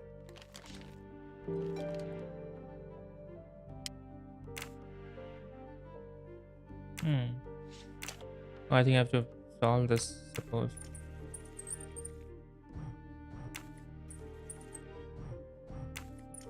Oh, I have to solve this. This has to be here, I think.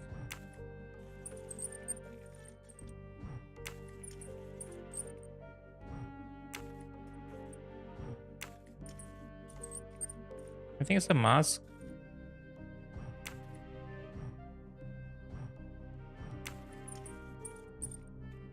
Come on. Oh, finally something.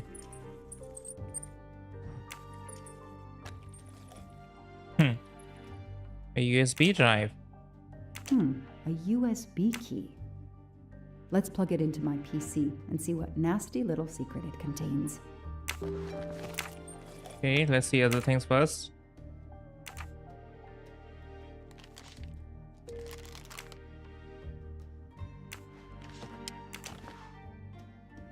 Okay. The only fingerprints found on the bottle were Suzanne's. Poor Suzanne. She seemed, I don't know, like a nice person. The only fingerprints found. Okay, let's see this one. So clever. All that evidence, and yet no DNA found. Yeah, that's unfortunate. Hi GSLW, how are you? Hope you're having a nice day. I'm all fine, just trying to solve this murder. Yeah, we're still on it, day 3. So right now this case is connected to another case. It turns out that the man who was murdered, he might have been an abductor. So a few years ago, that guy, who he might have abducted a young girl for ransom and then killed her after getting the money. So maybe someone killed him out of revenge. Fluffy. Daisy's plush toy. Daisy was the girl who was killed.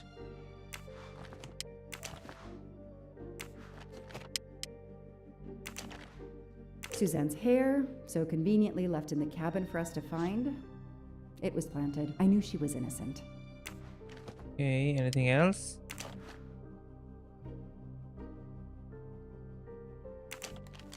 Did I miss anything here? Oh, what is that?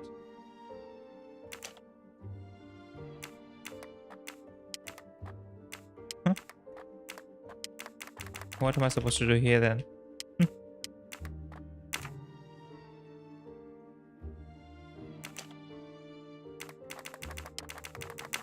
Okay.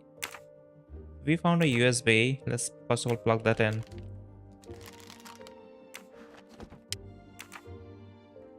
Oh, mustache. Golden mustache. How do I take this thing?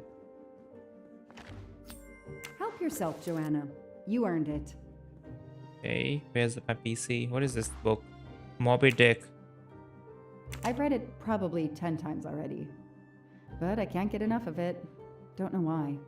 Maybe because it helps me sleep? I don't have time to waste on magazines. This is the girl that was kidnapped, Daisy. And she is the police detective who was on the case. Is this cat alive? Yeah, I think. Okay, let's see the USB. Shaved off the Metro beard. But I'd recognize that smug bastard anywhere. The man I interviewed 4 years ago posing as Michael Clark. This goes on the board. Okay. We got this guy. What is that? Money?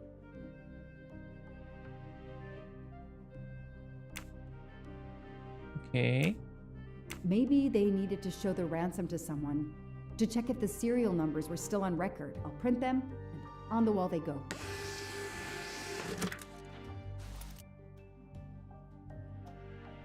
Okay, anything else? Lanfranco Cassetti. Absolutely nothing on this Cassetti. His driver's license is almost surely a fake. Okay.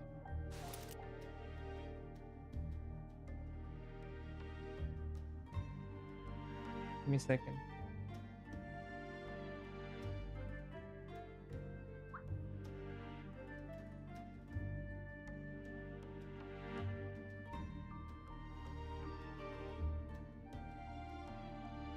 Okay, no result. Okay, so Cassidy was the guy who was who died on the train, right? So he while he was on the train, he had booked under a different alias called Ratchet, but his real name was Lanfranco Cassidy. Nothing on him. Okay, I think we have. I know I have to stop printing. It's bad for the planet. Really? Am I missing anything else? Shaved off the Metro beard. But I'd recognize think that I have. smug man I interviewed. To check if the serial maybe they needed to show the ransom to someone. To check if the serial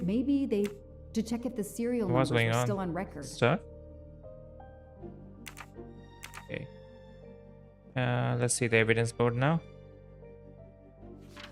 Connect two items in the board together to create a link between them and make conclusion about the investigation. See this thing. So this is Daisy. This is Michael Clark, the journalist found dead. Michael Clark I met 4 years ago. Driving license of Lanfranco Cassidy. Records of calls from the night. Arrest warrant of Susan. District Attorney McQueen retires. Suicide of John Armstrong. Oh. Wait, what? The story said, so the family, the Armstrong family, it was a very popular family, right? So they had, in that family there were 3 people: the husband, the wife, and this daughter Daisy. And the wife was pregnant with another child, so she was kidnapped, and the kidnapper asked for a ransom of $1 million. So the ransom was paid, but then this kidnapper fled away, and her body was discovered after a few days in a cabin in some jungle. And because of that, the mother who was pregnant, she was obviously in shock, so she had a miscarriage and she also died during the childbirth. Then after that, I think the John Armstrong guy, the husband, he committed suicide. So the end of the family was very tragic. John Armstrong. How do I connect this thing? So, Ratchet's real name was Cassetti. Okay. I knew it! The faces don't match at all. They are clearly 2 different men. Obviously. I should run facial recognition on my computer. So yeah, so when we were investigating the kidnapping of Daisy, kidnapping and murder, we came across this guy, Michael Clark. And he told us he was a journalist, and somehow he got away during the investigation because we could not find any evidence against him. It turned out he was taking up his name. This was the real Michael Clark who was found dead and buried in his backyard. So apparently he took up his name and presented himself as Michael Clark to us. Yeah, the red string murder board, right? But this is, let's see, Boston shooting with victims unidentified. No, that's not it. The 3rd photo of ransom, 2nd photo of ransom, 1st photo of ransom, autopsy report tattoo.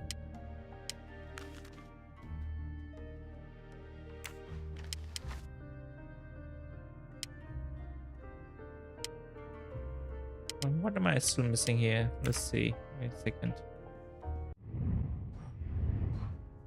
I have to search the evidence box. Okay, there's still something in the evidence box that I haven't. Okay, there are 4 items that I haven't searched apparently. Let's see through the evidence box first. So this is the only thing that I think I have to search.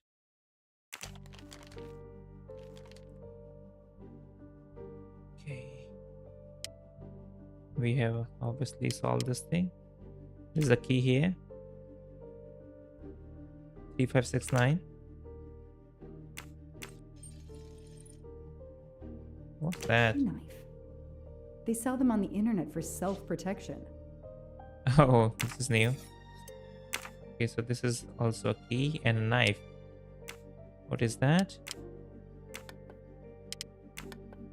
Oh wait, what was the combination? I think there was some numbers on the knife on the key. 3569. Maybe that's the key to it. 3 5 6 9.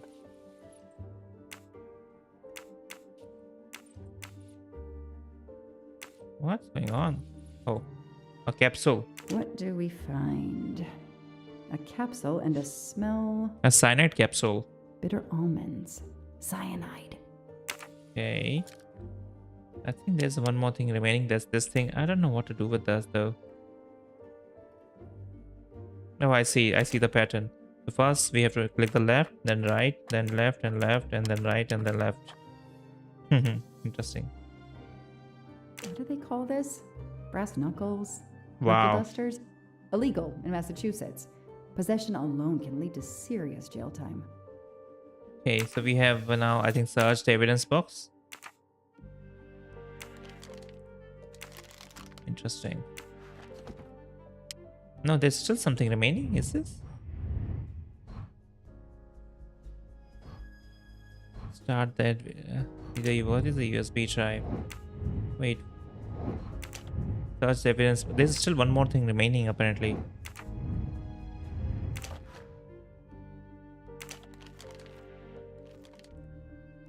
Alright, let's see. What did I miss? This thing. Oh. There's so many little puzzles in this game. This one should be easy. Another key? No, that's not it. What is a Swiss knife? What do we have here? A flashlight. They can Okay. also conceal knives, but in this case we have Lockpicks. lockpicks. Okay. Alright, so we have searched the evidence box now fully.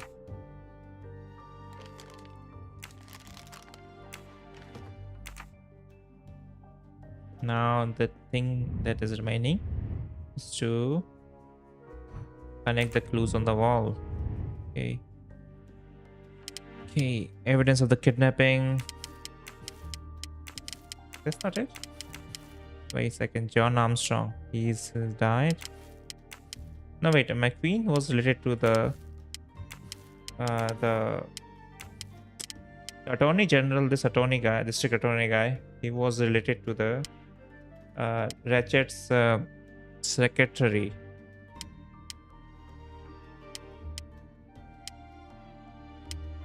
Record of calls from Susan. Then who was Susan talking to? What about this tattoo? Shooting victim unidentified. Maybe he's related to this guy? No? Oh, the This same. tattoo is the same on both Yeah. pictures. Yep. So, murdered kidnapping of Daisy. Murdered kidnapper. So his kidnapper was apparently also shot down. No, wait.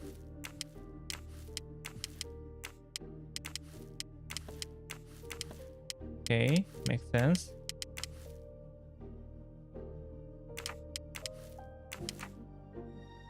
Am I done here or am I missing something still?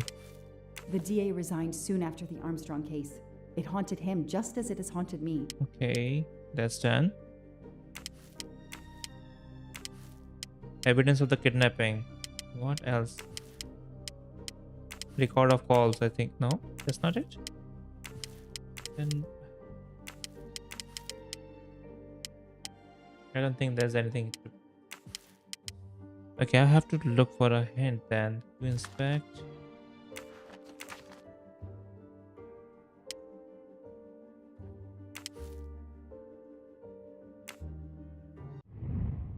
What am I missing? Connect the clues on the wall.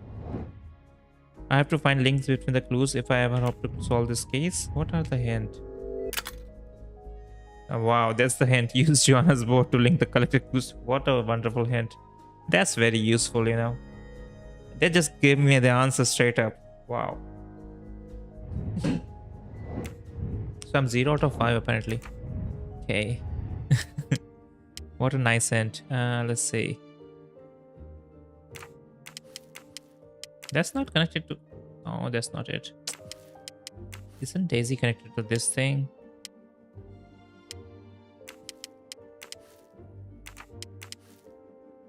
Okay, once the red thread has been attached, I cannot detach it.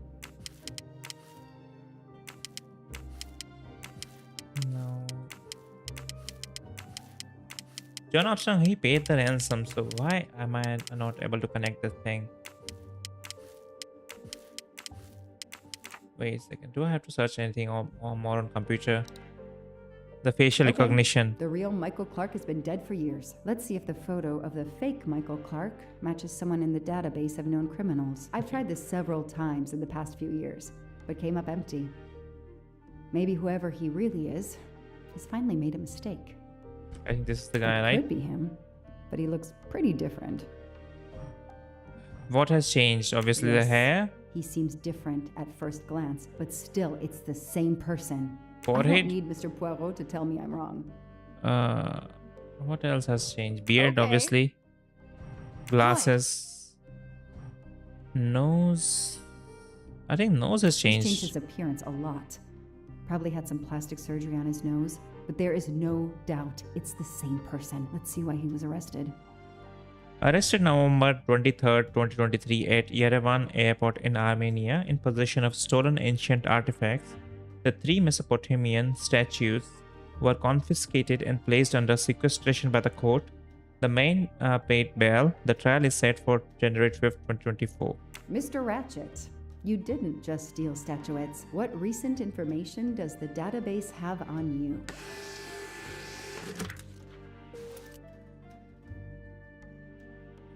Okay. Samuel Ratchet. So frustrating. I have a name, but I can't find anything about him. But I know just who to call. Ghostbusters.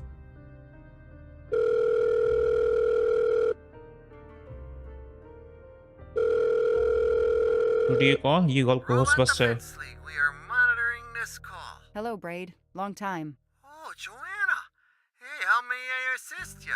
I need you to search the dark web. Yeah, can you narrow that down a little? Because it's pretty big and pretty dark out here. Did you find intel about a Samuel Ratchet? Samuel Ratchet.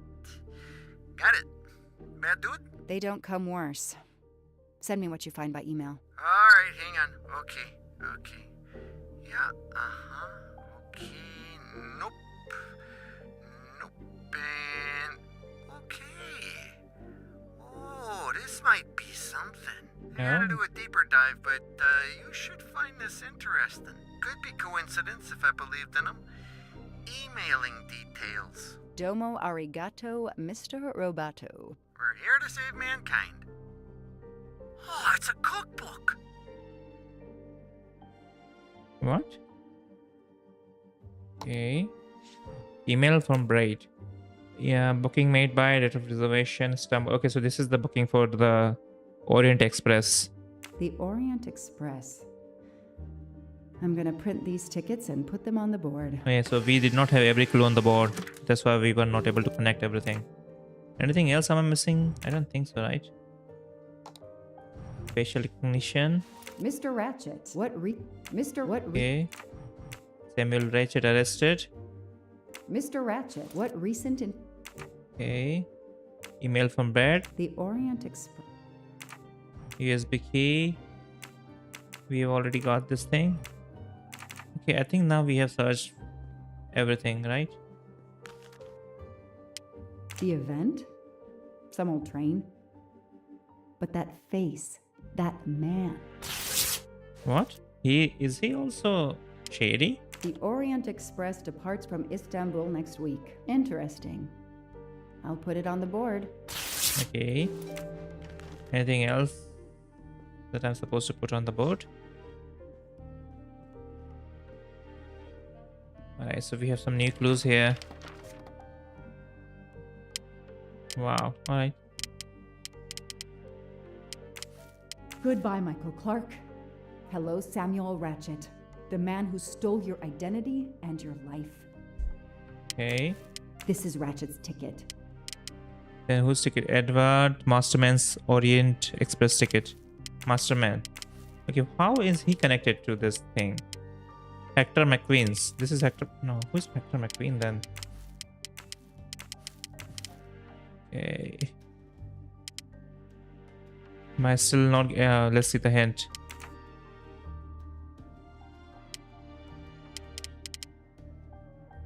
I can't even click the hint thing.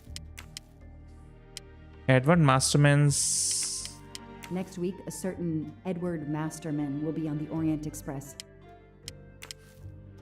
Foscarelli will be on the Orient Express next week. Okay. Hector McQueen will be on the Orient Express next week. Okay. Ratchet will be traveling on the Orient Express in a week. Nice. Anything else? No.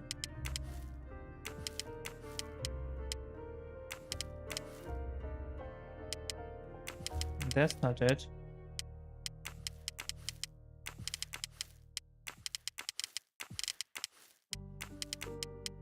Come on, what am I missing here? Daisy, this ticket has gone.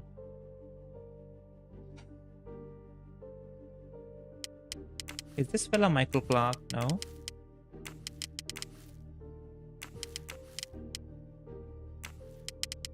Okay. He's not connected to this guy These then. tickets were all booked by McQueen. Oh, okay. Interesting.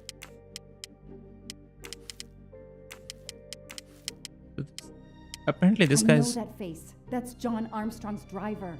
Oh. Oh, okay. Wait a second. So this guy that we saw on the train who was spokesperson for the electric car company is John Armstrong's driver. Wow. This is now... The mystery is deepening. Okay.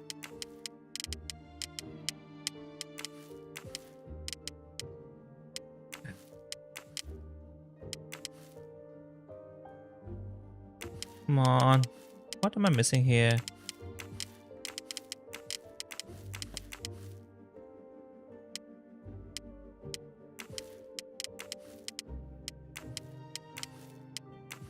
I'm just... The record of calls from that night. Wait a second. What am I missing here then? Let me see. Did not connect the clues on the wall. I got only 2 by 5.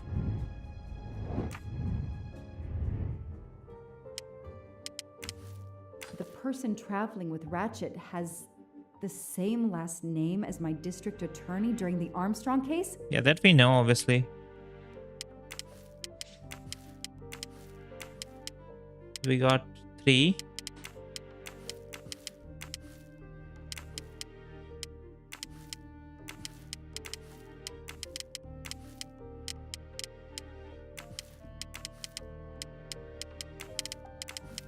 As Ratchet is alive, the dead man can only be Noah.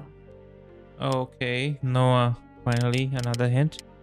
Okay, so Noah was possibly one of the 2 kidnappers.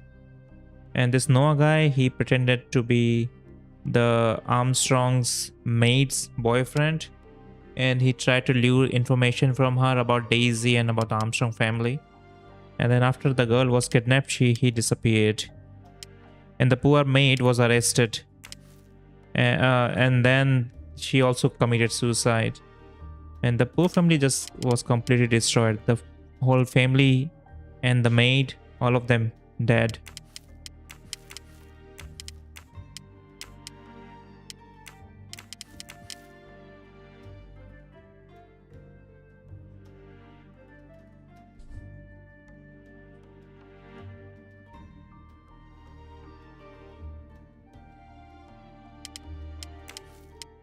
Okay.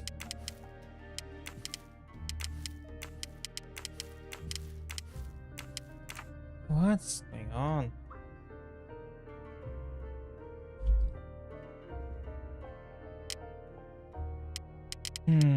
Let's see.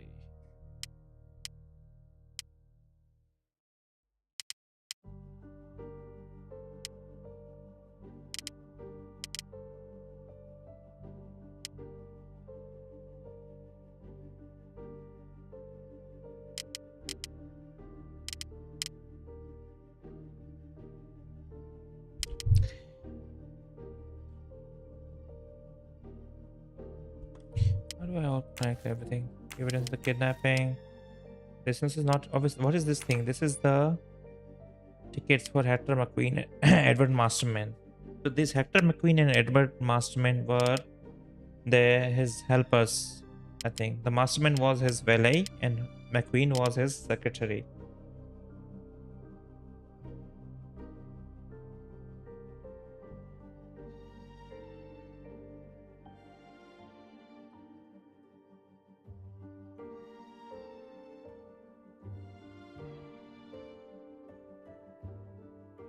Okay.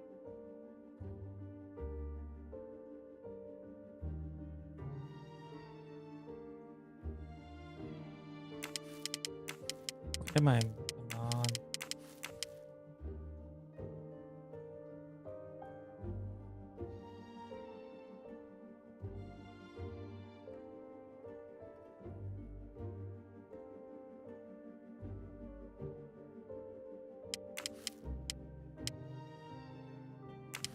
Oh, another connection. Nice.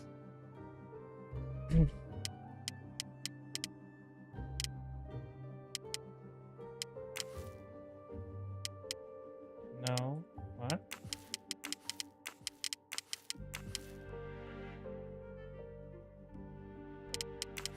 Oh, okay. This connects like that. No connection here. What is this thing?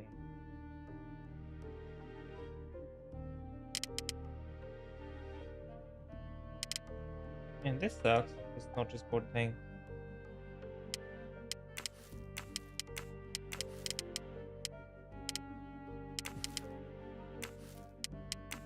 And there's no proper hands for this case. This one. 3x5 only. Wow.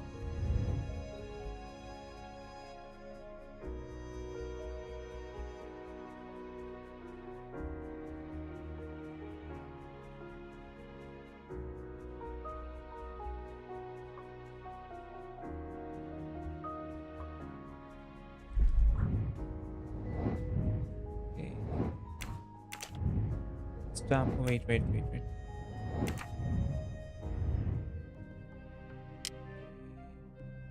Istanbul Express leaves next. Okay. I mean, these tickets are all connected.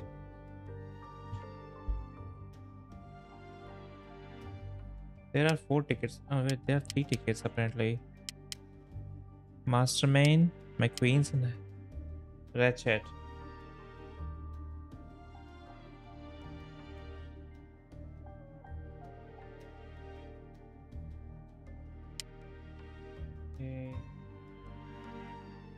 Hector McQueen. Where's Hector McQueen though?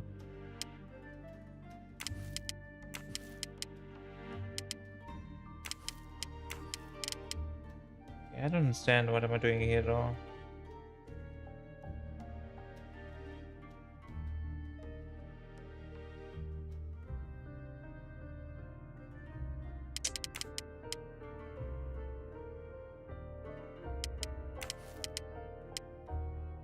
Is not connecting anywhere here, then this.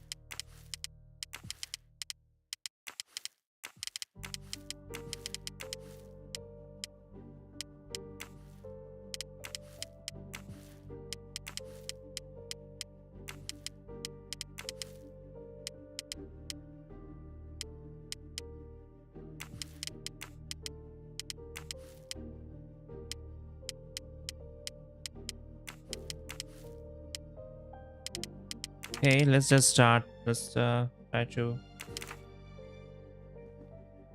brute force it somehow. That's the only thing that makes sense to me now. Why is it take? It's still taking a long time apparently.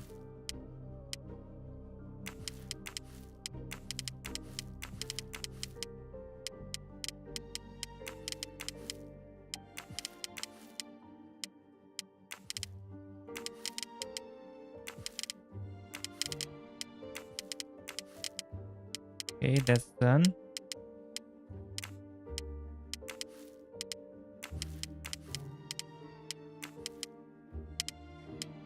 Yeah, I don't understand. What am I doing wrong? And the hints are also shit.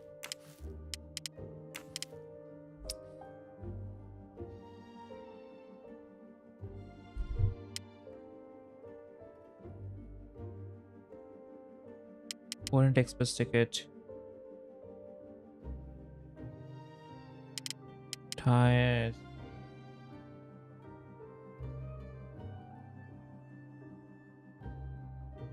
Am I? Are there any missing clues? Oh, there's more clues here. Hector McQueen. Oh, great. I knew it. He's the son of my former DA. He goes on the evidence board. Oh, right. Then there was more clues. Okay. Any other thing?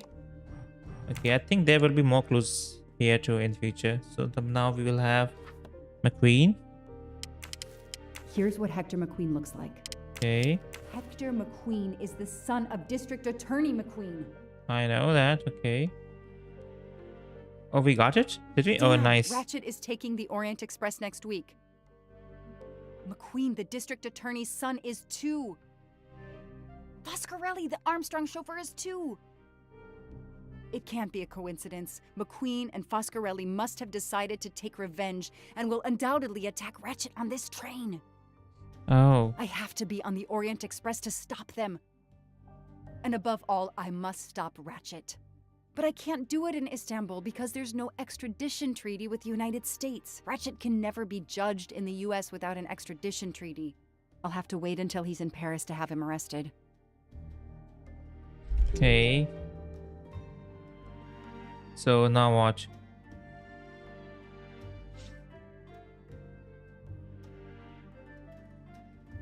Every compartment is taken for this special anniversary journey. Oh, it's impossible to find a ticket. What can I do? Fraud.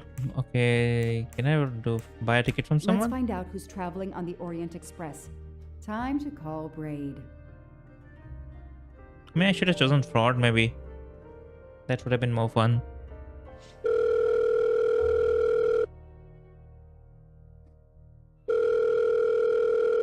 Hello, Braid. It's me again. I haven't found anything useful yet. I need one last favor. But it's a big one. Uh-oh.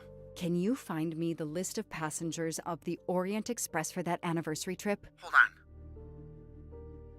Jeez, their IT is surprisingly good. Maybe because of the big event. I found the list, but they sealed my back door as I was starting to capture it. Oh no. Whoa, calm down.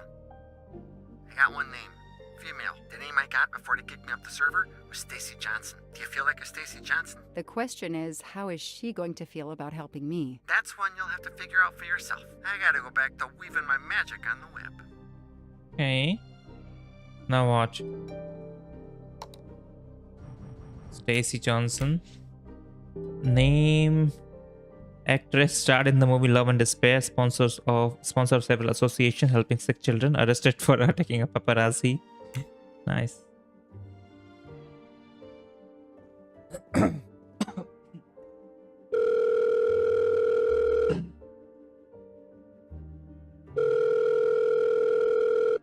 Hello.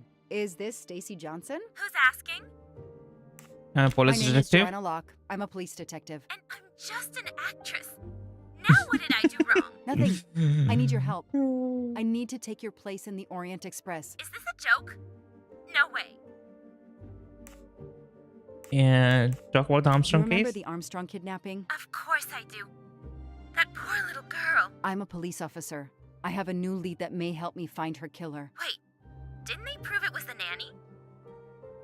I have new I have evidence. found compelling new evidence. I've reopened my investigation. You know, I had my doubts about the murderous nanny. I played a nanny a couple years ago in a slasher. I was killed in the first episode, but it got me interested in helping kids. Oh, you you understand the situation? Stacy, please. You say you help kids? Well, I joined a couple of associations who are trying to help underprivileged kids. If this little girl's real killer is still out there somewhere, I'd do anything I could to help. Getting me on that train will help more than you can imagine. So, you want my ticket for the Orient Express? But I booked it months ago. I was so much looking forward to this trip. Make a nice. I don't think I can buy this on my detective salary, but we'll make some nice gesture maybe. Stacy, I can tell you care about kids. Here's your chance to help put this beast in prison for the rest of his life. Think of the publicity for those causes you care about. Think about the kids. The kids. Yeah. All right. We'll do it for Daisy and the kids who suffer. I'll take care of changing the tickets to your name and send it to you. Get him. Make him pay. Yay! Thank you, Stacy. Thank you so much. Thank you, Stacy. Okay, now what? Done? Stacy was as good as her word. I received the ticket. I called my chief to let him know I was taking my vacation time. I had coming. I flew to Istanbul. I was finally going to nail the monster responsible for Daisy Armstrong's death, Michael Clark's death, even his accomplice, and, I suspected, so many others as well. You know the rest. Okay, chapter 7 finished.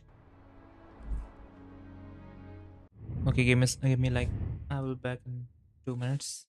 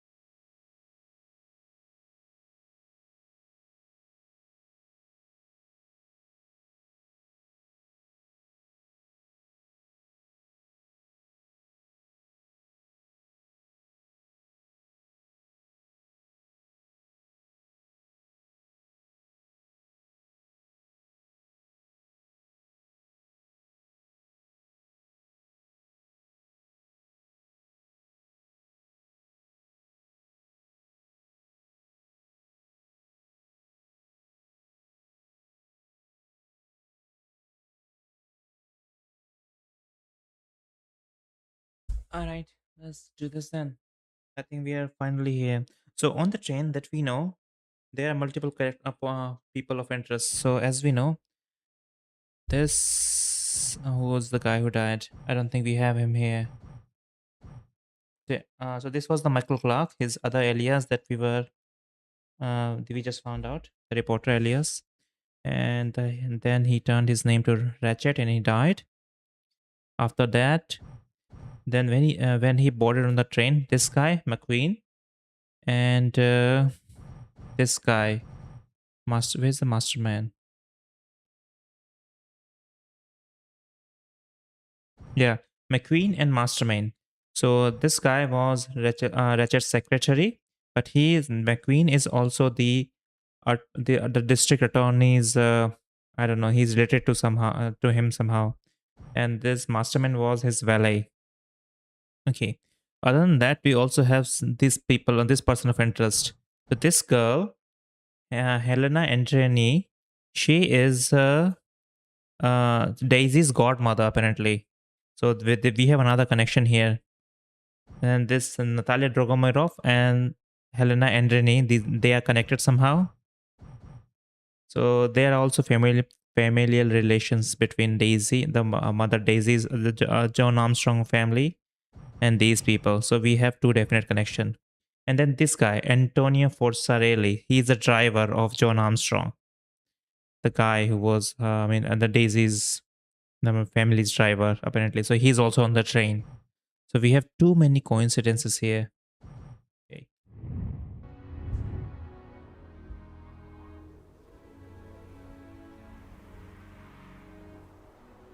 And that's how I found myself on this train.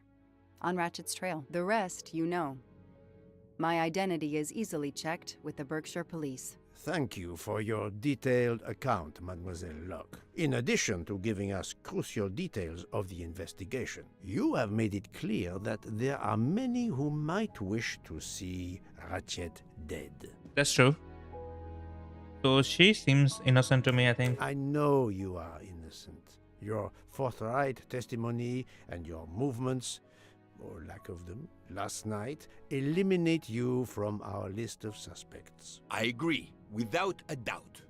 Another detective will be great help to the investigation. Book.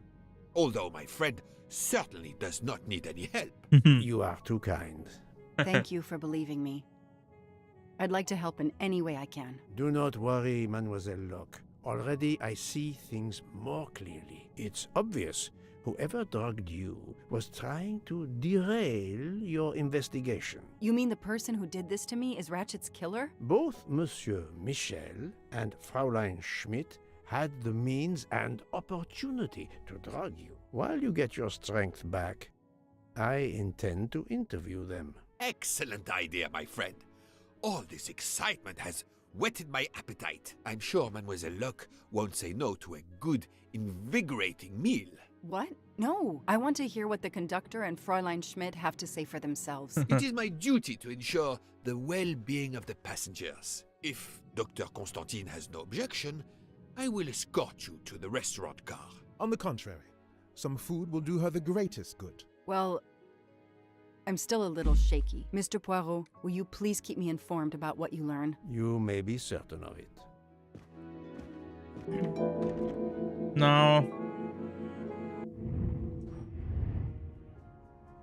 We have to interrogate Miss Smith and Mr. Michel. Where are they? I think they're in the first class, right?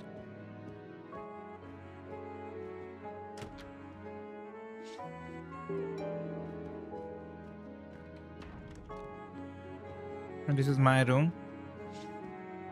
Wait, were they were they here or the back there? I have nothing to ask them at the moment. I should leave them alone. Okay, there's nothing one-on-one here.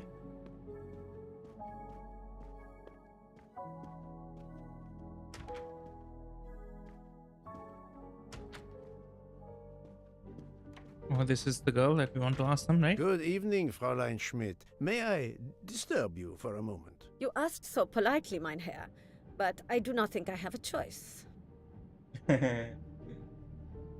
Okay, so how to approach? Miss Locke wakes up. I wanted to let you know that your roommate, Mademoiselle Locke, is awake. Ah, yes, I'm glad to hear that. I was worried about her. Did she tell you what had happened to her?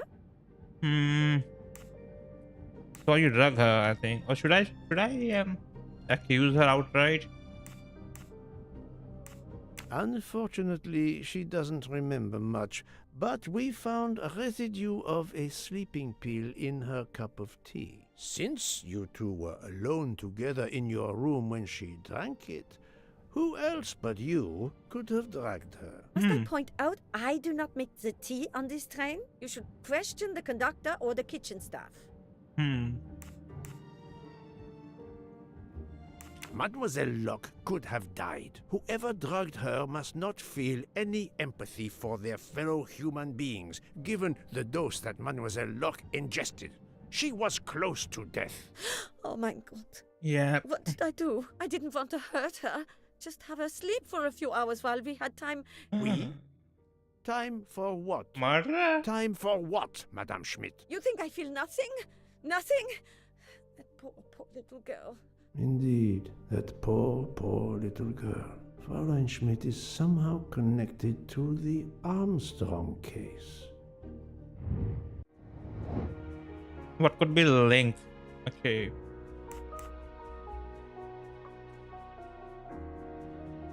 I do not think that's the right answer. Okay, Armstrong Cook. My God, everyone connected to Armstrong is on this train. Fräulein Schmidt, I have a certain reputation for sniffing out. I am not a murderer. Forgive me, but I was going to say brilliant chefs. You were the Armstrong family's cook, were you not? But yes, I was the cook of that lovely, lovely family. I'm sorry, but I must ask you to give me some time to collect myself. It wasn't supposed to be like this, my darling, my poor darling child.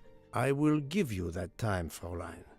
You have given me much more in exchange. I must check in with my other suspects to make certain I have all the pieces of the puzzle in my possession.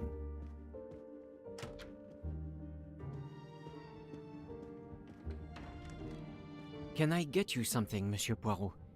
Everyone is so tense. An aperitif soon, Monsieur Fauchet, with pleasure, when the matter is resolved.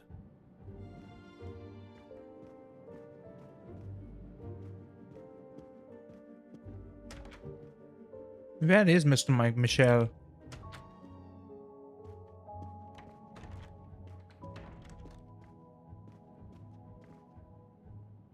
You're right, Mr. Book. This dessert is delicious. I'm glad we didn't wait for dinner. I promise the entrée will be superb as well. Detective Locke, you are recovering well, I see. Yes, I should be helping with the investigation. Do you know who drugged me? It is early yet for conclusions.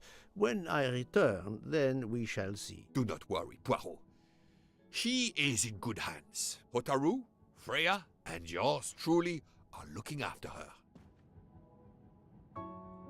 This guy is having fun. You're right, Mr. Book. I'm glad.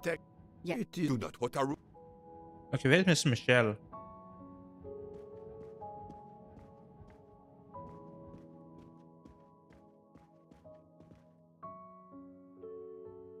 That's Hotaru.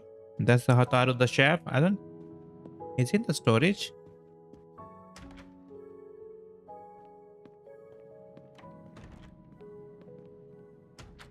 Oh, here.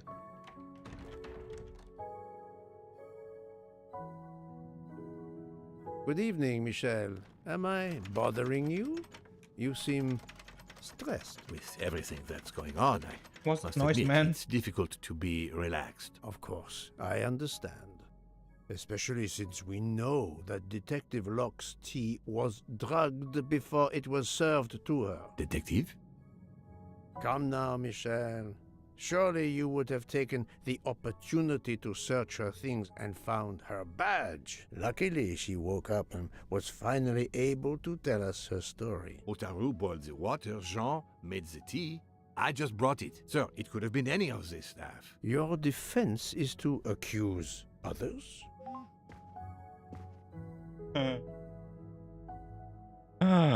Oh, that was the maid have a that was network wrongfully connection? accused in the Unfortunately. Armstrong It's just an case, automatic and then she reminder committed to pay my suicide. rent. I always forget, and my landlord complains. Pierre Michel had to be involved in the murder. The drugged tea, his post at the end of the hall, and now I know why I know more than one of those people on the screen.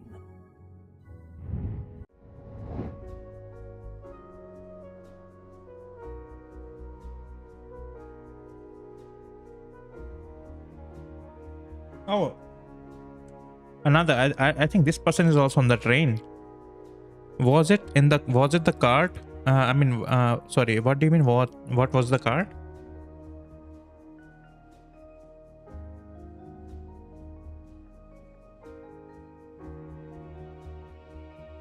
So okay, here's the thing. We know that she is she was the maid in the Armstrong house, and police considered her a suspect, and then she committed suicide via sleeping pills. We know that this guy is also on the train, and this guy is, I think, Mr. Michel, Fantastic. because everyone is on this train is connected to that case. Her name is Susan Morio. Well done. And who's the person on the right? I think it's Cyrus Hartman. Adequate. That's the right answer. You are the father of Suzanne Moreau, Daisy Armstrong's nanny. My condolences on the death of your wife. What? But my wife... Enough lies. Suzanne does not bear your name? No. Suzanne's mother and I were divorced. Suzanne kept her mother's name. My most sincere condolences, Monsieur Michel, on the deaths of Suzanne and your wife. This job, I loved them, but I was never there for them. Then, a year after the divorce, Solange became ill. Suzanne took her to this special hospital in the US. Got that job as Daisy's nanny. I understand your pain, and the reason that led you to drug Detective Locke. We really can't hide anything from you, can we? Many have been foolish enough to try and keep the truth from Hercule Poirot. Yes, I admit, I drugged the tea. But it was only to keep her quiet, until I could... But she reacted so much to the sleeping pills. She was lucky, as are you, that she didn't die. To be frank, there is one more thing that puzzled me, but I think I understand now. What is Mr. Hardman's relationship with Mr. Michel? Mr. Hardman is Mr. Michel's boyfriend? I don't think that's true. This is the one. Mr. Hardman was future Miss son-in-law, right? Monsieur Hardman was Suzanne's fiancé. Huh. Yeah, I don't know. Maybe they gave her a little, but she was allergic to the medicine. Yes, Cyrus was my daughter's fiancé. I almost consider Cyrus as my own son. Of course, much more is clear now. I have been patient long enough. It is time to go and see what all the commotion is next door.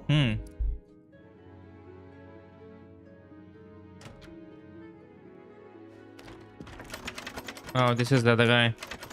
Monsieur Hardman, excellent. The gods who watch over detectives must have trapped you here. Why didn't they watch over me? I'm a detective too. I was talking to Michelle about a leaky faucet, and I wanted to go out, but you showed up. No need to invent some preposterous story. But really, Michel has told me everything. You are the fiancé of Suzanne Moreau, his daughter. Oh. I see. Surely this is not a big surprise to you. No. Suzanne was the only woman I ever loved. And I failed her. I got into a spat. It was nothing, but I was too proud to apologize. We weren't speaking at all. Suzanne never really cared for that guy, Noah. She would have forgiven me. If only... If only. A common refrain between lovers who quarrel. Obviously, Pierre Michel and Fräulein Schmidt both drugged Detective Locke's tea, causing the overdose. No wonder she had so much trouble waking up. Time to report my findings to her and Book. Okay, so this whole thing is so mixed up and everything. Everyone is connected to this case. So the cook is here, his driver is here, the godmother is here, his father-in-law is here, everyone. Okay, let's talk to this guy then. So, my friend, tell me, you have something new? Yes, dude. Mademoiselle Locke, I know who drugged you.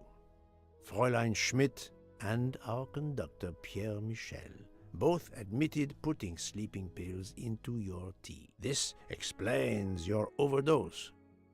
They are relieved you are recovering. Michel drugged a passenger?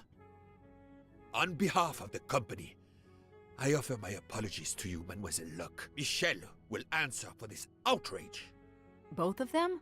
I was pretty sure about Fräulein Schmidt, but I admit that I did not suspect the conductor. I have uncovered multiple connections with the Armstrong case. Pierre Michel is the father of Suzanne Moreau, little Daisy's nanny, and Monsieur Hardman was Suzanne's fiancé. As for Hildegard Schmidt, she was the cook of the Armstrong family. What a coincidence, don't you think? But it's incredible! What are the odds that so many people linked to that tragic affair ended up on the same Yeah, train? dude. About the same as you winning the lottery, my friend. I wasn't the officer who interviewed Fräulein Schmidt back then, so she couldn't recognize me here on the train. How could they know who I was? There were other passengers who might have. Or she may have seen you when you visited the Armstrong home. It is now clear to me that some of the clues to this elaborate plot were staged for my benefit. Okay, what did they want me to believe? The false lead that the murderer got on the train at Vinkovci, killed Ratchet and got off immediately. Boarded the train and killed Ratchet is still on the train. The killer got on the train in Istanbul. This is the one. No. That is not a good answer. No. God of the. This should be the one, right? Yeah, I think. He got off immediately. I'm right again. Some clues and information collected so far could lead to a hypothesis. The murderer boarded the train in Vinkovci, killed Ratchet, and then left the train immediately. How did you come to that possibility? Monsieur Hardman told me about a short man with a high-pitched voice who threatened Ratchet. Imagine for a moment that this man, wearing a wagon-lit conductor's jacket, killed him while Michel was on the platform at Vinkovci. This murderer then hid the conductor's jacket in Detective Locke's room, then fled before the train left. Why choose Detective Locke's room? Why, indeed. Let me re-explain from the beginning. Okay, reconstruct the event of the false lead. The murderer boards the train disguised as conductor, gets off the train. And this should be the last, this should be the first. Okay, no, the train stops at Vinkovci at midnight, so this should be here.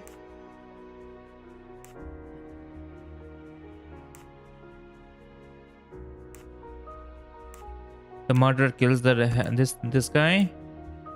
The murderer leaves the life. Okay, this should be the one. I must admit I'm not right this time. This? I do not think that's the right answer. Okay, the train stops. Okay. Oh, I think I should. The murderer gets off the train, and then the Pierre Michel gets back on the train. Think, Poirot. Then I will have to make a change here. Then, right. I'm right again. Mon Dieu! Oui, that must be it. Everything fits so well. It fits too well, my friend. Other clues lead to a second hypothesis, much more plausible. What is the second? The right lead. There are several murderers who escaped to Vinkovci. There are several murderers who wanted Ratchet's money. There are several murderers all related to the Armstrong case. Obviously, that makes sense.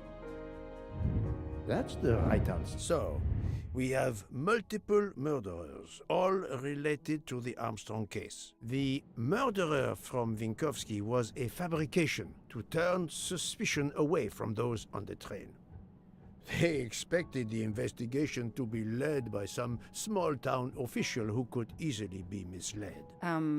Mr. Poirot? Detective Locke, forgive me.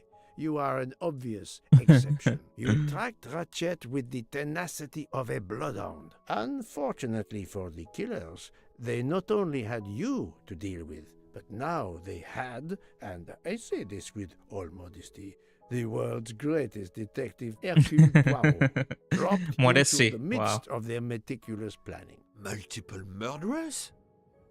Multiple detectives? Poirot, please take pity on me. Who is linked to this case and who is not? My poor friend, I have gone speeding out of the station without you. I will continue. So French. Okay, who are the 9 people we know are connected to Armstrong case? So we know this girl, this dude, McQueen, Pierre Michel, this guy. How many are there? 1, 2, 3, 4, 5, 6, 7. Obviously, this Ratchet guy. So French. Okay, and who else? This guy? I must admit I'm not right this time. Oh, 1, 2, 3, 4, 5, 6, 7, 8. Okay, one more. Locke, I think, obviously. That was easy. Fraulein Schmidt, Pierre Michel, Monsieur Hardman and Monsieur McQueen are all linked to the Armstrong case. I also know that Sonia Armstrong's sister and godmother, Countess Andreni and Princess Dragomirov, are on this train. And finally, Detective Locke discovered that Mr. Foscarelli was the Armstrong chauffeur. If we add Detective Locke and Ratchet, of the 12 passengers in that coach, 9 have a connection with the Armstrong case. What next, Poirot? Or should I say, who next? It is time to summon everyone. Finally, everyone? Dr. Constantine? The train crew other than Michel? Dr. Constantine, yes. I will need him. But we don't want the others as witnesses. I will see that their duties keep them occupied elsewhere. Excellent. I have always thought this moment in a case is much like Rodin unveiling the thinker before a captivated audience. A work of art. Have you not felt that way, Detective? No, Mr. Poirot. I'm happy just to slap the cuffs on him. Well, there is some artistry in that as well, I suppose. Where would you like the unveiling, Poirot? The lounge? Perfect. Then I will gather all the passengers in the lounge. Okay, finally, we're getting to the end. I wonder how very faithful this story is to the novel. Go to the lounge car.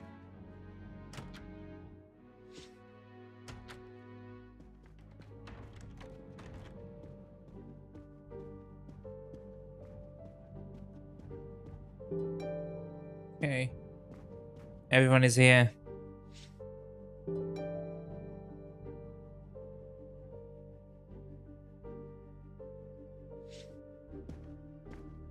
Monsieur Bouc, are the train crew locked in their quarters? Yes, they are. Then the stage is set for the final act. Ladies and gentlemen, I have gathered you together to hear my reconstruction of the murder of Samuel Edward Ratchet, also known as Cassetti. There is not one, but 2 possible solutions of the crime. I shall put them both before you, and I shall ask Monsieur Bouc and Dr. Constantine here to judge which solution is the correct one. 2 solutions? Mr. Poirot, I am hardly qualified. Nevertheless, your assistance is required. Okay. Now, you all know the facts of the case. Ratchet was found stabbed to death this morning. He was last known to be alive at 12:37 a.m. last night, when he spoke to the Wagon-Lit conductor through the door. His watch was found to be badly dented, and it had stopped at 1:15. Dr. Constantine, who examined the body, puts the time of death as having occurred between midnight and 2 in the morning. At half an hour after midnight, as you all know, the train ran into a snowdrift. After that time, it was impossible for anyone to leave the train. So, here is my first theory.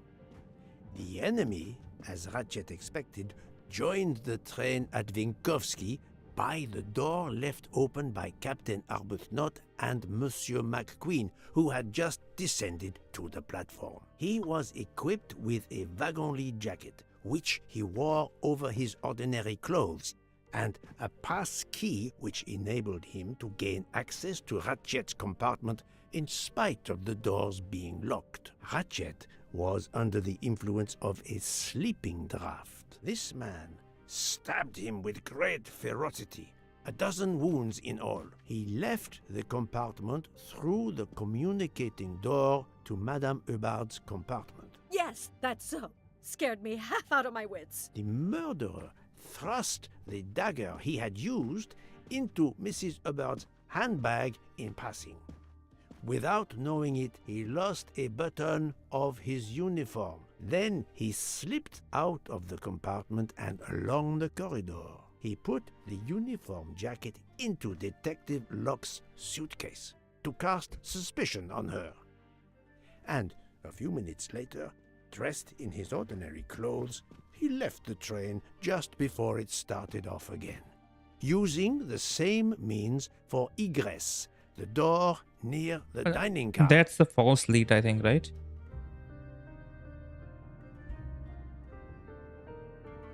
That is the first hypothesis. But there's a second. For that, we must examine the motive for the crime. Why was Ratchet killed? The motive is clear. Revenge, of course. Nothing was stolen, and we know that Ratchet had made many enemies. This was a premeditated crime, meticulously planned. Just several months. Since the kidnapping and death of little Daisy Armstrong, which traumatized many people close to the family. Even when the police concluded that it was Suzanne Moreau, questions remained. Detective Locke continued her investigation, as did others. They became convinced the truth lay elsewhere. We now know who the real murderer of Daisy is.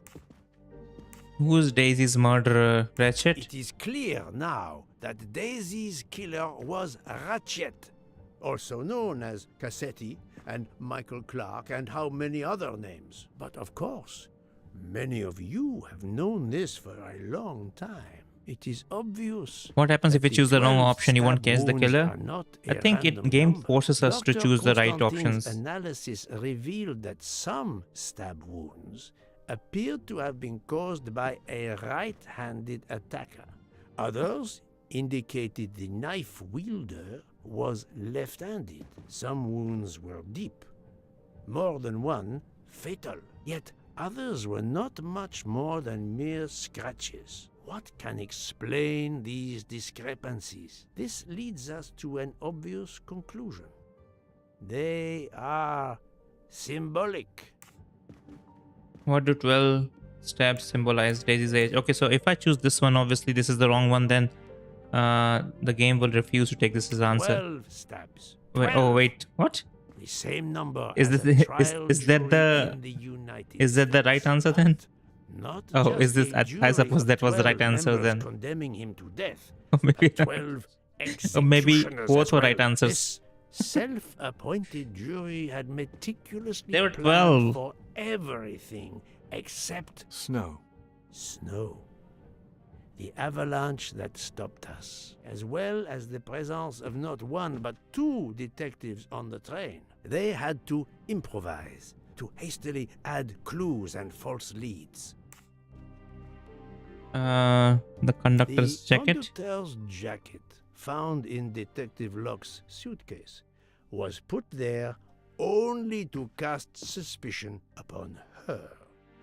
The vial of vaping liquid incriminated Captain Arbuthnot. However, he had a solid alibi confirmed by Monsieur McQueen. Impossible then to suspect him. Yeah, maybe they both are right answers, just different dialogues. The time on Ratchet's broken watch was deliberately set to conceal the true time of the crime.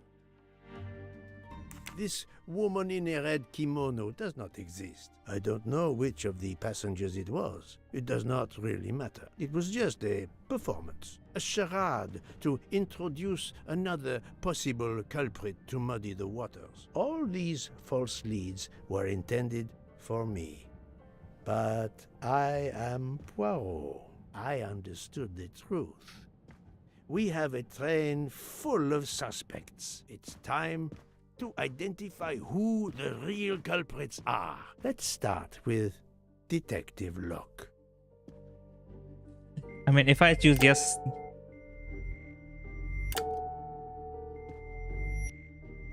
I don't think I can choose yes. What happens if I. I do not Yeah. think that's the right answer. Yeah, so she will just say no. The game automatically forces us to choose the right answer. She was drugged. Planting the conductor's jacket in her suitcase was an attempt to implicate Detective Locke, but she couldn't fake her drugged condition. Dr. Constantine can testify that the drugged tea incapacitated her for hours, and she had 2 relapses. Let us move on to Monsieur McQueen. I think When I told him about Cassetti, he looked very surprised that I managed to make the connection between him and the Armstrong case. He told me, "But I thought we had..." I think he meant, I thought we had all clues. "You thought you didn't leave any real clues linking the murder to the Armstrong kidnapping. Moreover, you insisted that Ratchet did not speak French when you knew I had heard a voice calling out in French that was supposed to be Ratchet." Yes. What implicates Mr. McQueen? Even if he must have No, hated that's his not it. boss, that's not proof he killed him. Obviously, his father. You took some pleasure in leaving me false clues, I think. It was quite annoying.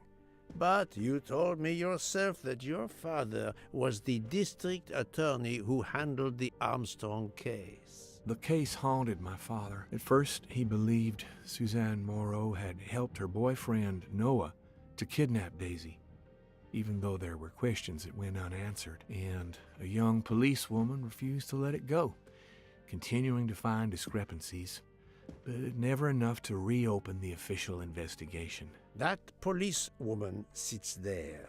Her name is Joanna Locke. Then tell him. Tell him how in the end my father believed you, how he resigned a job that he loved, racked with guilt that he may have let that monster go free. He died young, broken, his faith in justice broken. That's what Ratchet did to him. Thank you for your honesty, Monsieur McQueen. Your father is one more victim of the man who called himself Ratchet. Hey. Now, I will turn to Ratchet's valet. I don't think he's good. He's I think no. No, Poirot. Oh. Remember Ratchet's sleeping pills. Oh right, sleeping pills, right. What sleeping pills? Ratchet sensed danger close to him and naturally wanted to stay awake. You gave him sleeping pills without his knowledge. Once he was sound asleep, you could do what you had to do in peace. Sir, I'll tell you the truth. I was Colonel Armstrong's adjutant in the wars. Oh, and afterwards, another I was his valet connection. in New York. I'm afraid I concealed the fact this morning. It was very wrong of me, sir, but I knew how suspicious it would look. Another Is connection to that all Armstrong. you have to say? That's all, sir. Now, to leave no suspicious stone unturned, let us move on to Monsieur Bouc. What? Me? A suspicious stone? I'll just say no. Look at them. If I say no, they smile. If I say yes, they just go, ah. Come now, Poirot. Bouc will have a heart attack if you're not careful. Obviously, the answer is no here. Okay, no. Found me a room on the Bouc, train. my friend, of course you are not guilty. You did everything you could to get me on this train. What madness would cause you to ensure, and I speak with all modesty, that the best detective in the world could be present to witness your crime? But doesn't our friendship count as well? Most assuredly, but a murderer can wear all sorts of masks, including friendship. Let us consider our ever-efficient wagon-lit conductor, Pierre Michel. I think yes, it has to be yes. Because he was father of... No, that is his motive. Oh, the I proofs, need okay. real, tangible proof. What is the proof? He drugged Miss Your Locke. admission that you drugged Detective Locke immediately incriminates you. But the murder could not have been possible without your very capable assistance. Your knowledge of train procedures made the murder possible, and your position in the corridor of the train allowed you to be the perfect alibi for several passengers. And your motive? Suzanne Moreau, Daisy Armstrong's poor nanny, who was wrongly accused and committed suicide, was your daughter. C'est un foiré. He got what he deserved. My poor daughter has finally been avenged. My Suzanne. My child. Let's move on now to Monsieur Hardman, one of 3 detectives on this train. I think he must have stayed because he was... What implicates he pretends Mr. Michel's Monsieur testimony. Hardman, I think you are a real detective, but you were never hired by Ratchet. Your alibi was that you were watching the corridor to protect Ratchet, which, of course, you never did. You protected Pierre Michel. However, we just saw that his alibi doesn't hold up, so neither does yours. I don't know about the conductor. Being Suzanne's fiancé, you had a substantial motive to punish Ratchet. You used your detective skills, just as Detective Locke did, to hunt him down and finally avenge the death of your beloved. That's right, Mr. Poirot. I do have some detective skills. I never doubted it. Now, Fraulein Schmidt, the lady's maid with the soul of a cook. Obviously, yes. Because she drugged Miss Locke. Fraulein Schmidt, you told me of your remorse for drugging Detective Locke. I believe you are sincere.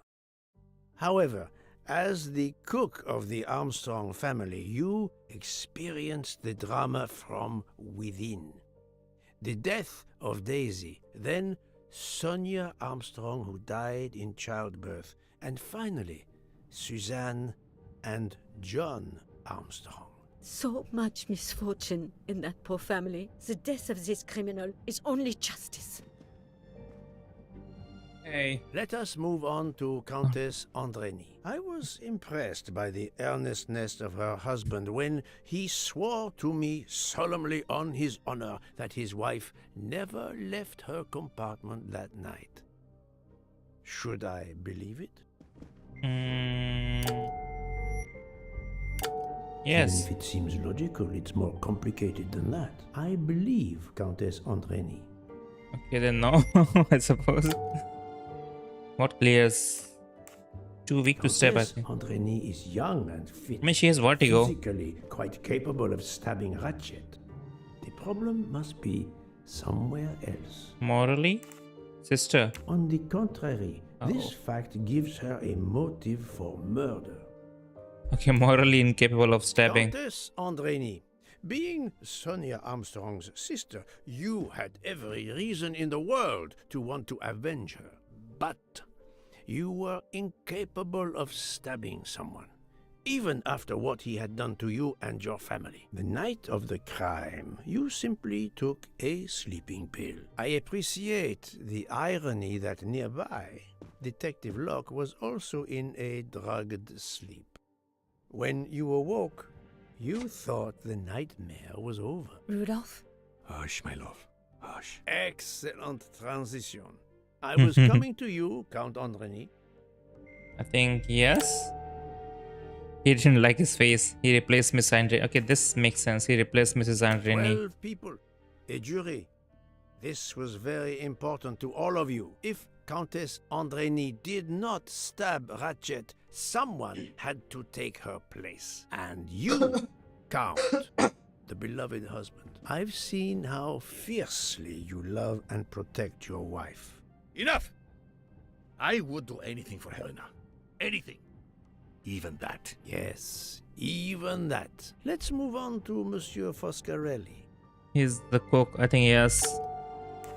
He's Italian. What implicates Mr. Foscarelli? He's Italian. Let's see. You think he's a mafioso, Poirot? This isn't 1934. Detectives cannot have stereotypes. And what if I say he's athletic? Indeed, he is in good physical condition, but we cannot convict someone because he has muscles. Okay, then let's see. Detective Locke found out that you were the Armstrong chauffeur, and that you planned to travel on the same train at the same time as Ratchet. That is what made her decide to obtain a ticket as well. Unfortunately, she could not prevent the murder.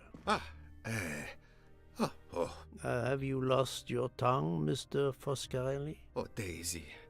She was the delight of the house. Tonio, she called me. And she would sit in the car and pretend to drive me. And you, Mademoiselle Olson, a champion for the immigrants. I don't think she killed. Worthy calling. We found no connection. Also no. I do not think Wait. that's the right answer. What? How is she connected? She's reserved. Mademoiselle Olson, you supported Madame Hubbard's story about her connecting door latch, a story that I later demonstrated to be impossible. So, you deliberately lied How is she to connected? me, and you also lied about Mademoiselle Debenham's whereabouts. Enough! I can't take this anymore. I know what you want from me, Mr. Poirot. Very well. Here it is. She was my little Daisy, my angel, so patient. When I patched a scrape or took her temperature, that was my job. But she was so much more to me. She was a shining light in an ever-darkening world. I've tried to honor her by caring for children who have lost everything. Thank you, Mademoiselle Olson. You too shed light on your part in this mystery. She was the nurse. Oh. You were Daisy Armstrong's nurse. Wow, everyone is connected. I will ask you no more questions. Everyone it is is connected. enough that you have admitted what I know to be the truth, and I understand. Let's move on. Dr. Constantine. You suspect me? I know none of these people. I didn't know Ratchet either, and I've taken a solemn oath to help people, not murder them. Okay, let's say that he's obviously not a murderer. Dr. Constantine was certainly helpful to my investigation, but that does not prove he is innocent. Oh, then book's testimony. You are one of the few people in this room not to have any connection with the Armstrong case. Moreover, your alibi is confirmed by Monsieur Bouc, whom I would trust with my life. That is very kindly said, my friend. We now come to Mademoiselle Debenham and Captain Arbuthnot, whose relationship was not in doubt from the moment I inspected your room at the hotel. You have a bloody nerve. But they're not Indeed, connected I to the do. Armstrong We're getting case, married. as far as I know. Congratulations. But I would rather talk about your relationship to John Armstrong. Okay, what links? I think he was his soldiers. My little gray cells did. Captain Arbuthnot, you served in the army with John Armstrong. What I don't understand is why a man your age is still a captain. One might expect you to be a colonel as well. Ever fought in a war, Poirot? It was war that first brought me to England. Then you know what it's like. There's a shattering sound, and death, and mistakes, acting on intelligence that proved to be wrong. I sent a patrol to their death. Good men, brave men, wasted. John testified on my behalf at a court-martial. I'm not a colonel. I don't deserve to be, you bloody fool. But I'm also not in prison. John remained my best friend until... There, you have my story. Understand now? Archie, calm down, please. You're right, Mary. What you see in me, I don't understand. Oh, Archie, I see in you what John saw. Miss Debenham, I'm sorry. My turn, is it? I'm afraid so. And you have caused me quite a puzzlement. Your connection with the Armstrong family was not obvious. But it is there. Then I remembered Oh. the job you currently hold. She is the teacher, right? She is the Daisy's teacher? I'm right again. You were the teacher of... Daisy Armstrong. No, she was Oh. the teacher of Countess Andrény. Oh, okay, yeah, Helena and You then... were the teacher of Helena Andrény, whose maiden name was Helena Goldenberg before she married Count Andrény. Yes, absolutely. Why lie to you? She was an excellent student. Captain Arbuthnot. Yes. Makes sense, right? What implicates Mr. McQueen's You testimony? had one of the strongest alibis, thanks to Mr. McQueen.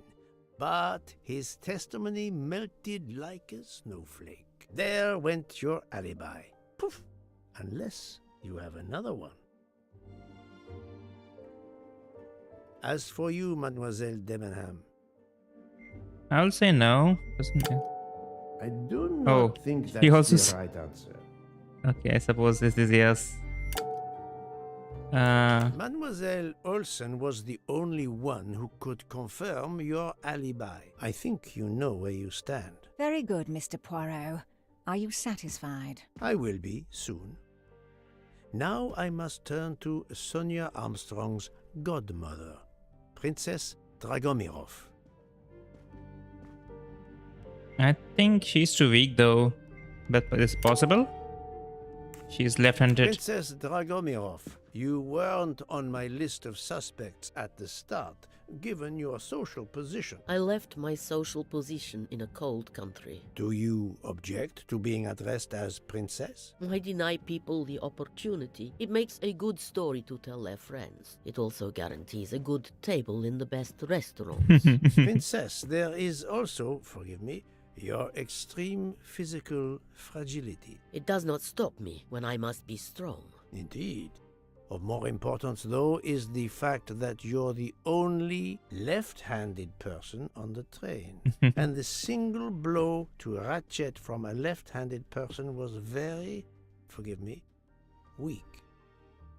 Finally, I'm afraid I know the alibi that you shared with Fraulein Schmidt is false. You have been very thorough, sir. I hope you will permit me to say we are much alike. I am honored. Now it is time to end with Mrs. Hubbard, or should I say... Sonia Armstrong. Think, Oh, Poirot, no, that sorry. Linda. Linda Arden. Who is that? If Princess Dragomirov hadn't told me about her relationship with this famous actress, I might not have made the connection. Oh, Linda But Arden. you are a great actress, madame. Your performance as a flighty, self-involved woman was superb. I never would have guessed something entirely different. As for what ties you to the Armstrong family, it is obvious. I don't know what is obvious. She is. I don't. She's obviously not Nanny's, Sonia's mother. Maybe she's Sonia's mother? Yeah, she's Sonia's Armstrong's mother. That was easy. Mrs. Hubbard, you are the mother of Sonia Armstrong and Mrs. Andreni. Yes, obviously. Makes sense.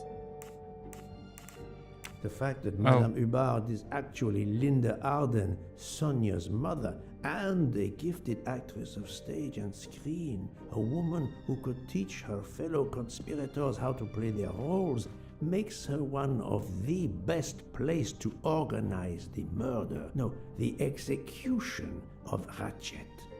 But I need material proof. Proximity to. The fact No that way. Mrs. Hubbard has direct access to Ratchet's room is no accident, but it does not incriminate her directly.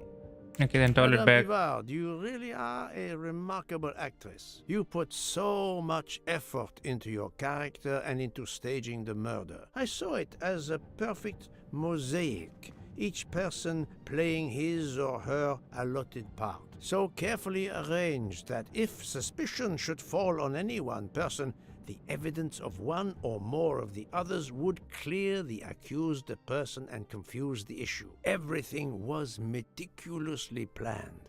But you hadn't expected that Detective Locke and I would be on this train, and the avalanche would block it on the night of the murder. You had to improvise.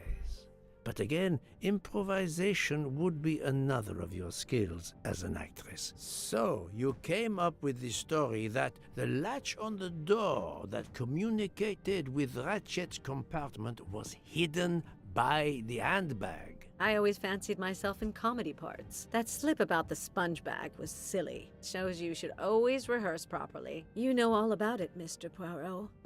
You're a very wonderful man, but even you can't quite imagine what it was like. That awful day. I was just crazy with grief. So were the servants. We decided then and there that the sentence of death that Ratchet had escaped had got to be carried out. There were 12 of us, or rather 11. Suzanne's father was over in France, of course. First we thought we'd draw lots as to who should do it, but in the end we decided on this way. It was the driver, Antonio, who suggested it. Mary worked out all the details later with Hector McQueen. It took a long time to perfect our plan. We first had to track Ratchet down. Hardman managed that in the end. Then we had to try and get Edward and Hector into his employment. Well, we managed that. Then we had a consultation with Suzanne's father. Captain Arbuthnot was very keen on having 12 of us. He seemed to think it made it more orderly. He didn't like the stabbing idea much, but he agreed that it did solve most of our difficulties. Well, Suzanne's father was willing. Suzanne had been his only child. We knew from Hector that Ratchet would be coming back from the east sooner or later by the Orient Express. With Pierre Michel actually working on that train, the chance was too good to be missed. My daughter's husband had to know, of course, and he insisted on coming on the train with her. Hector wrangled it so that Ratchet selected the right day for traveling when Michel would be on duty. And then, at the last minute, you came. For the rest of the story, you worked out everything, Mr. Poirot. You were right about all of us. What are you going to do about it? Yeah, that's the question, If it right? must all come out, can't you lay the blame upon me, and me only? I would have stabbed that man 12 times willingly. It wasn't only that he was responsible for my daughter's death, and her child's, and that of the other child who might have been alive and happy now. It was more than that. There had been other children kidnapped before Daisy, and there might be others in the future. Society had condemned him, We were only carrying out the sentence, but it's unnecessary to bring all these others into it. All these good, faithful souls. You are a director of the company, Monsieur Book. What do you say? It is a tough decision. In my opinion, Poirot, the first theory you put forward was the correct one. Decidedly so. I suggest that is the solution we offer to the police. You agree, Doctor? Certainly, I agree. As Oh. regards the medical evidence, I think that I made one or two fantastic suggestions. Then, having placed my solution before you, I have the honor to retire from the case. Okay. That's done then. I suppose that's the most favorable outcome possible. You can't really send these 12 people to jail. Detective Locke? Yeah, no one asked her, right? The people should have asked Detective Locke. But I don't think she would have been too upset with killing of Ratchet, I suppose. She was after Daisy's killer, anyway, from the very start.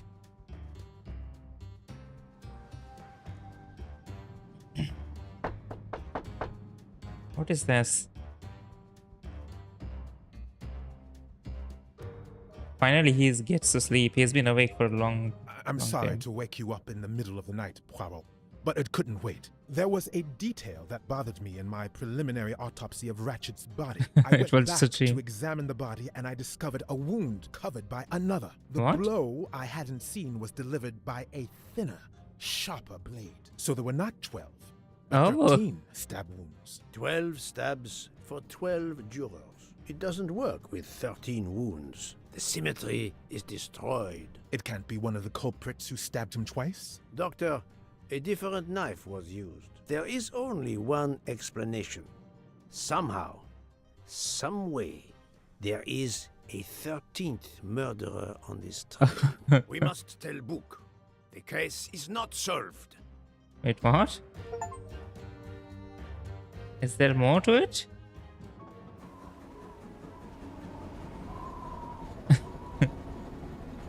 I don't know. Maybe it's still ongoing. Let's see.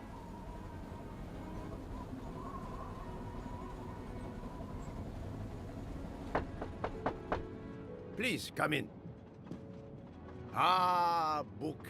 I see we are moving at last. Yes. The way was finally cleared while we slept. If all goes well, we will arrive in Venice this evening. The train will be there for several hours for refueling and reprovisioning. What do we do with the 13th murderer? Do you have a lead? I thought about it. There is one clue that was left aside in my investigation. The diary I found in Ratchet's safe mentioned an appointment in Venice. Someone with the initials AW. He will never keep the appointment. But there should be enough time. I must try to keep that appointment for him. Okay, what and where is the meeting for Ratchet? I think it was in Venice. I don't remember the details. Meeting point. Yeah, this one, Fontana di Congoli at 3 p.m. Day 17. Don't think, Poirot. That is I not a don't good remember answer. that. I must admit I'm I'll have to not see the hints on right this one. time. 18th of December, 10 o'clock. Okay. Yep.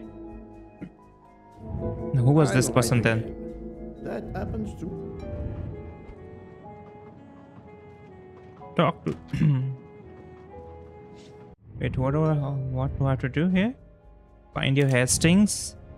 I have to find someone who can help me with the investigation in Venice. My friend Hastings often fills this role, but I will have to find someone else this time. Dr. Constantine.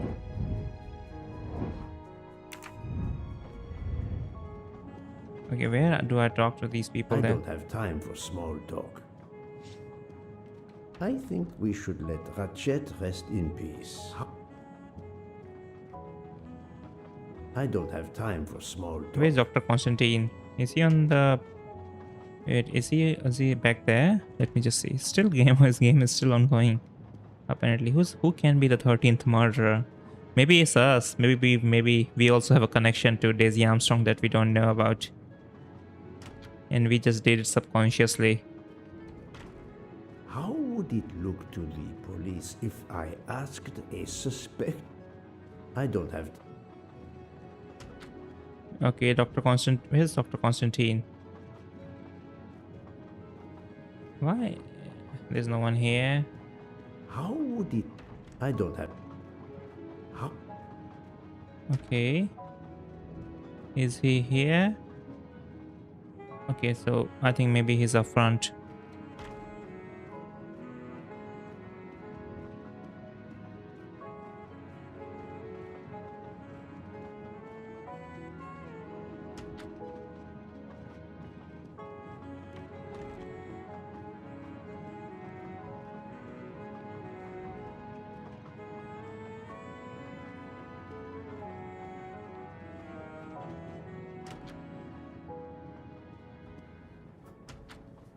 Well, have a nice day, GCW. Thanks for stopping by.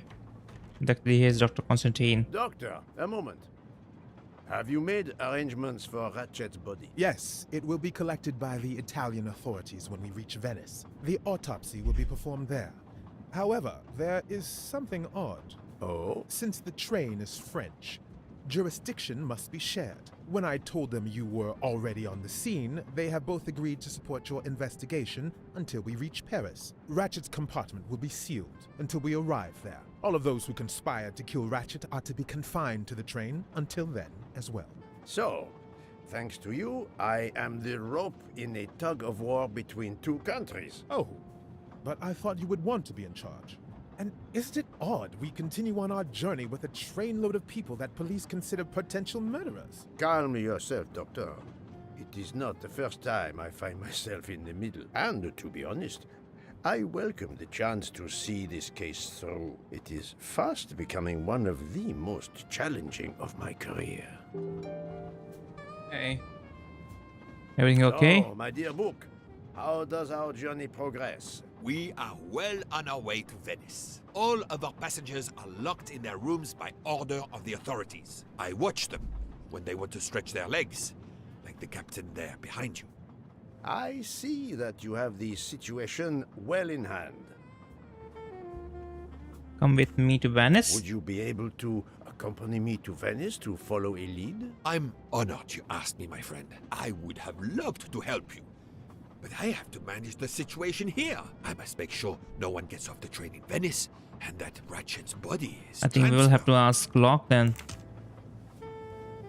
Doctor, a question.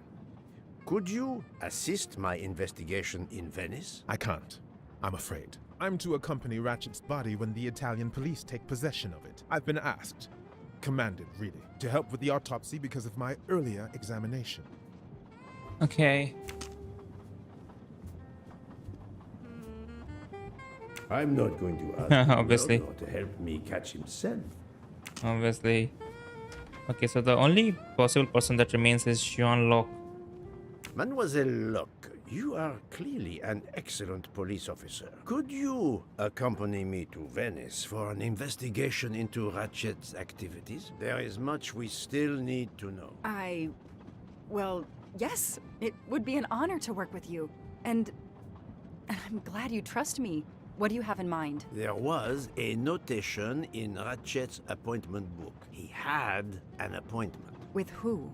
There were only the initials A.W. They were to meet at 10 o'clock at the Fontana dei Conigli. I want to know who Ratchet was meeting and why. But you've already discovered the 12 conspirators. Why is this meeting important? Unfortunately, the case is not complete. Dr. Constantine has discovered the presence of a 13th stab wound. One of them could have stabbed him twice. The wound was made with another, finer blade. Why would one of them have used two knives? Did they want to confess they killed him more than the others? And if so, why bother to deny it when they have already confessed? No, it makes no sense. And I do not close a case until all questions have been answered. You, of all people, must understand this. You're right. I do understand. I'll help you. Thank you. Together, we will uncover the truth. We will arrive in a few hours. Take the opportunity to rest. I slept well last night. No more effects of the drug. Excellent. Then be prepared when we reach Venice. We have another mystery to solve. Okay, so now what do we do though?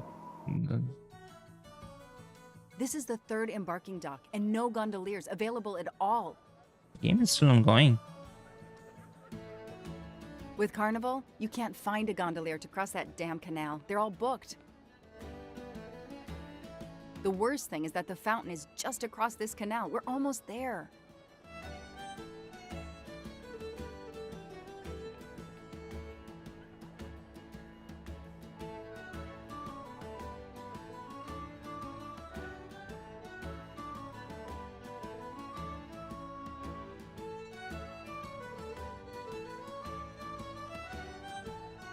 Okay, I think the game is still... There's a lot to do here.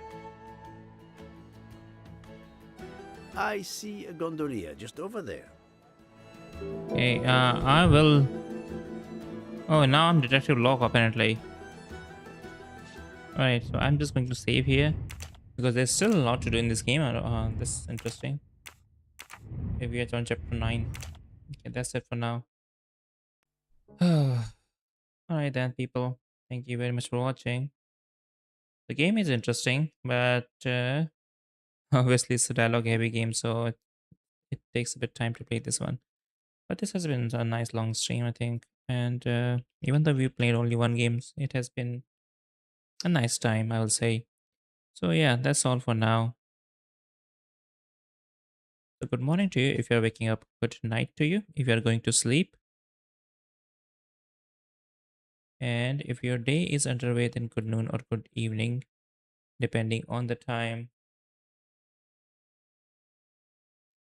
Thank you very much.